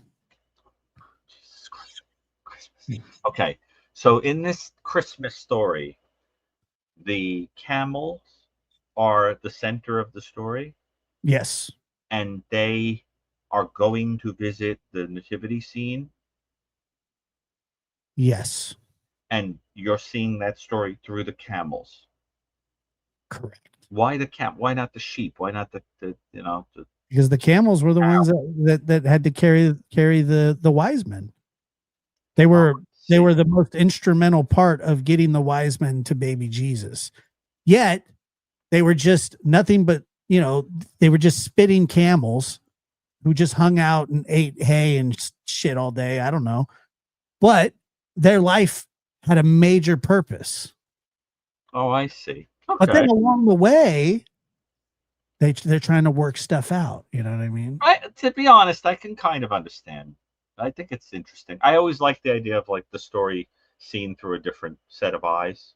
They get into a spitting fight. That's a good thing. At one part at night. I'm not sure that screams Christmas to me. The spitting dromedaries. Spitting dromedaries does not scream Yuletide. Well, it's a raw emotional. That was such a weird sentence, wasn't it? Yeah, it was Yuletide. Expectorating. I should have said spitting. Expectorating dromedaries does not scream Yuletide. That is a really weird sentence. But in all seriousness, if you ever wanted to do this, if I have a head injury or something, I'll be very happy to help you write it. Maybe I'll fall down a flight of stairs. Have some. No, I'll have to send it. I got a good 12 pages. What? What do camels say for 12 pages? Dude, it's a whole thing. It's like a whole script. Who's going to play the camels when this gets made into a movie? You want to play a camel? I want to play the leading camel, yes. The leading camel. This is Henrik. To be a leading camel. His name's Henrik, yes. And who's going to be... What? What's his name? Henrik. He speaks Arabic and his name is Henrik. Yes, yeah. What? I can't. Why couldn't he speak? I mean, even though it makes no sense. Because they're not in Germany. But he speaks Arabic in the middle of Bethlehem.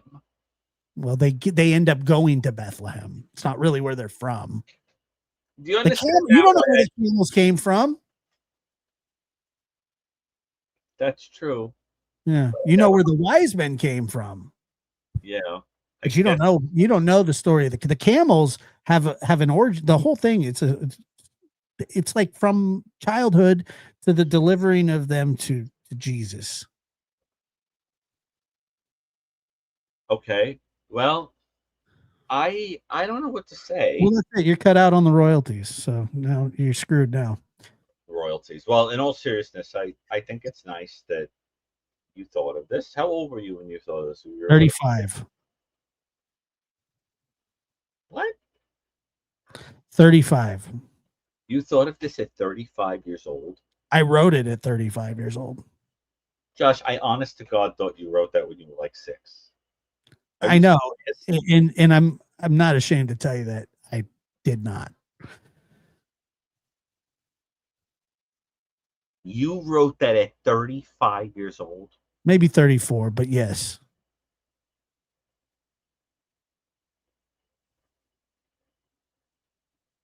Well, I've got to go now, Josh. I'm due back to the planet Earth. But in all seriousness, listen, if that's your dream, do it. I don't know if it's my dream, but it's just, I mean, it doesn't make any frankincense to me, but other than that, I kind of, What do you mean? It's just, look. You ever seen Abraham Lincoln Vampire Hunter? Oh, yes. But that, I mean, who would have thought that that was going to be a hit? I think it's awesome. I know, but you know why he carried an axe like that? What? Like in the movie, The Vampire Hunter, Abraham Lincoln had an axe. I know. I love it. I've seen it. I know, but do you know why he has the axe? Like there was a real thing in his real life that he was able to chop wood one-handed because he was so big and strong. I've seen that. Yeah. I think it's a myth, but I've seen it. Yeah. I don't know if it's a myth. Come on, give me a break. The rail splitting with one hand. Well, it's like this, one of those stories that those hagiographies they make up about people. You really believe that happened? I don't know. Those exaggerated stories that they tell. You really believe George Washington couldn't tell, that whole thing with the cherry tree? You think that really happened? No, but I do sometimes imagine him getting ready to cross the Delaware with fiery red hair and the British going, there's no way in hell a lunatic is going to cross the Delaware. You actually think he posed like that in the painting? And they're throwing him across the ice, and he stood on. Yeah, he was. Yeah, you got to be kidding me. And I think that he was showing his little wooden teeth going. I don't believe any story. Those historical stories, for example, the way that they depict. He did cross the Delaware. The way that they depict Thanksgiving. I mean, these stories are ridiculous. You know that he crossed the Delaware, right? Of course. And the British didn't think he would. They didn't think that he. They were hypothermic. Yeah, nobody would have been crazy enough to do that except him. And by the way, dying of cold, they weren't going, paint us. Do you think the Last Supper looked like Da Vinci's painting where they're all on one side of the table? Maybe. I don't know, dude. I don't think. But there is a good book I'd recommend to you. It's by Zinn, and it's called The People's History of the United States. It's a very, very disturbingly accurate, true story of what happened when Columbus came, what really happened in slavery, etc. And it's gruesome, but it tells you the truth, not these ridiculous rewritten historical stories. I'm sorry, I don't believe that that cherry tree story about George Washington either. I really think that happened. No, but what I'm telling you is that that he did cross the Delaware because nobody thought that he would. He really did cross the Delaware. That's true. Because he was so crazy. He wasn't afraid. Well, he was nuts too. A little bit, wasn't he? No, whatever. No, I don't think that of George Washington. I think he was a very interesting guy, actually, and very humble. No, but what I'm saying is that but he was about a redhead. I think he really did. That's from what I hear. But and Thomas Jefferson also, right? One time I listened to an 8-hour documentary about him. Really? Yeah. I get through a poem. I got through your poem just fine. What are you talking about? I didn't say a word. That's true. That's good. We'll see what All you right. can get through. When you come here, I'll take you to like a Wagner opera or something. I'll bring I'll Lucas watch with me. asleep. All right. Well, listen, it's been real. Had a good time. And, I think the camel part, that was special. Yeah, thank you.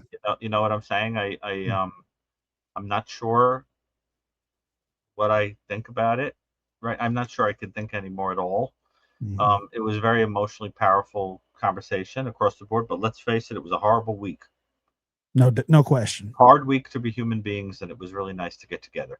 So, in the meantime, thank you for having me on. I'm probably never going to get invited on again.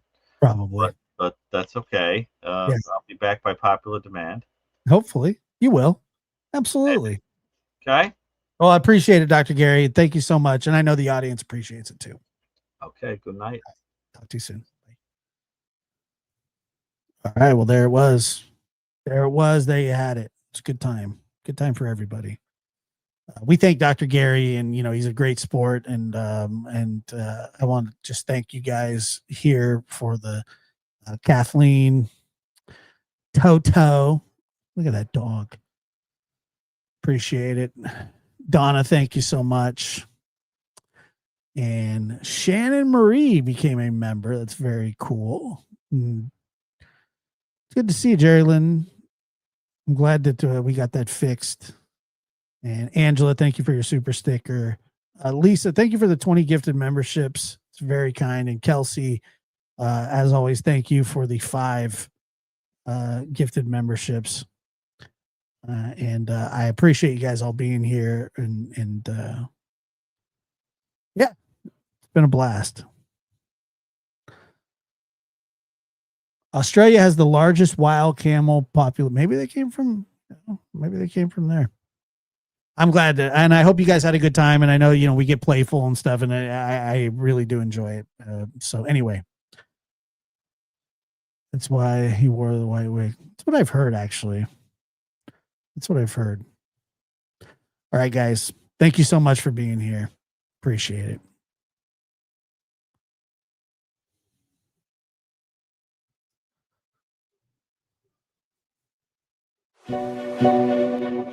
Oh, yeah. And the Giants won tonight. Yeehaw!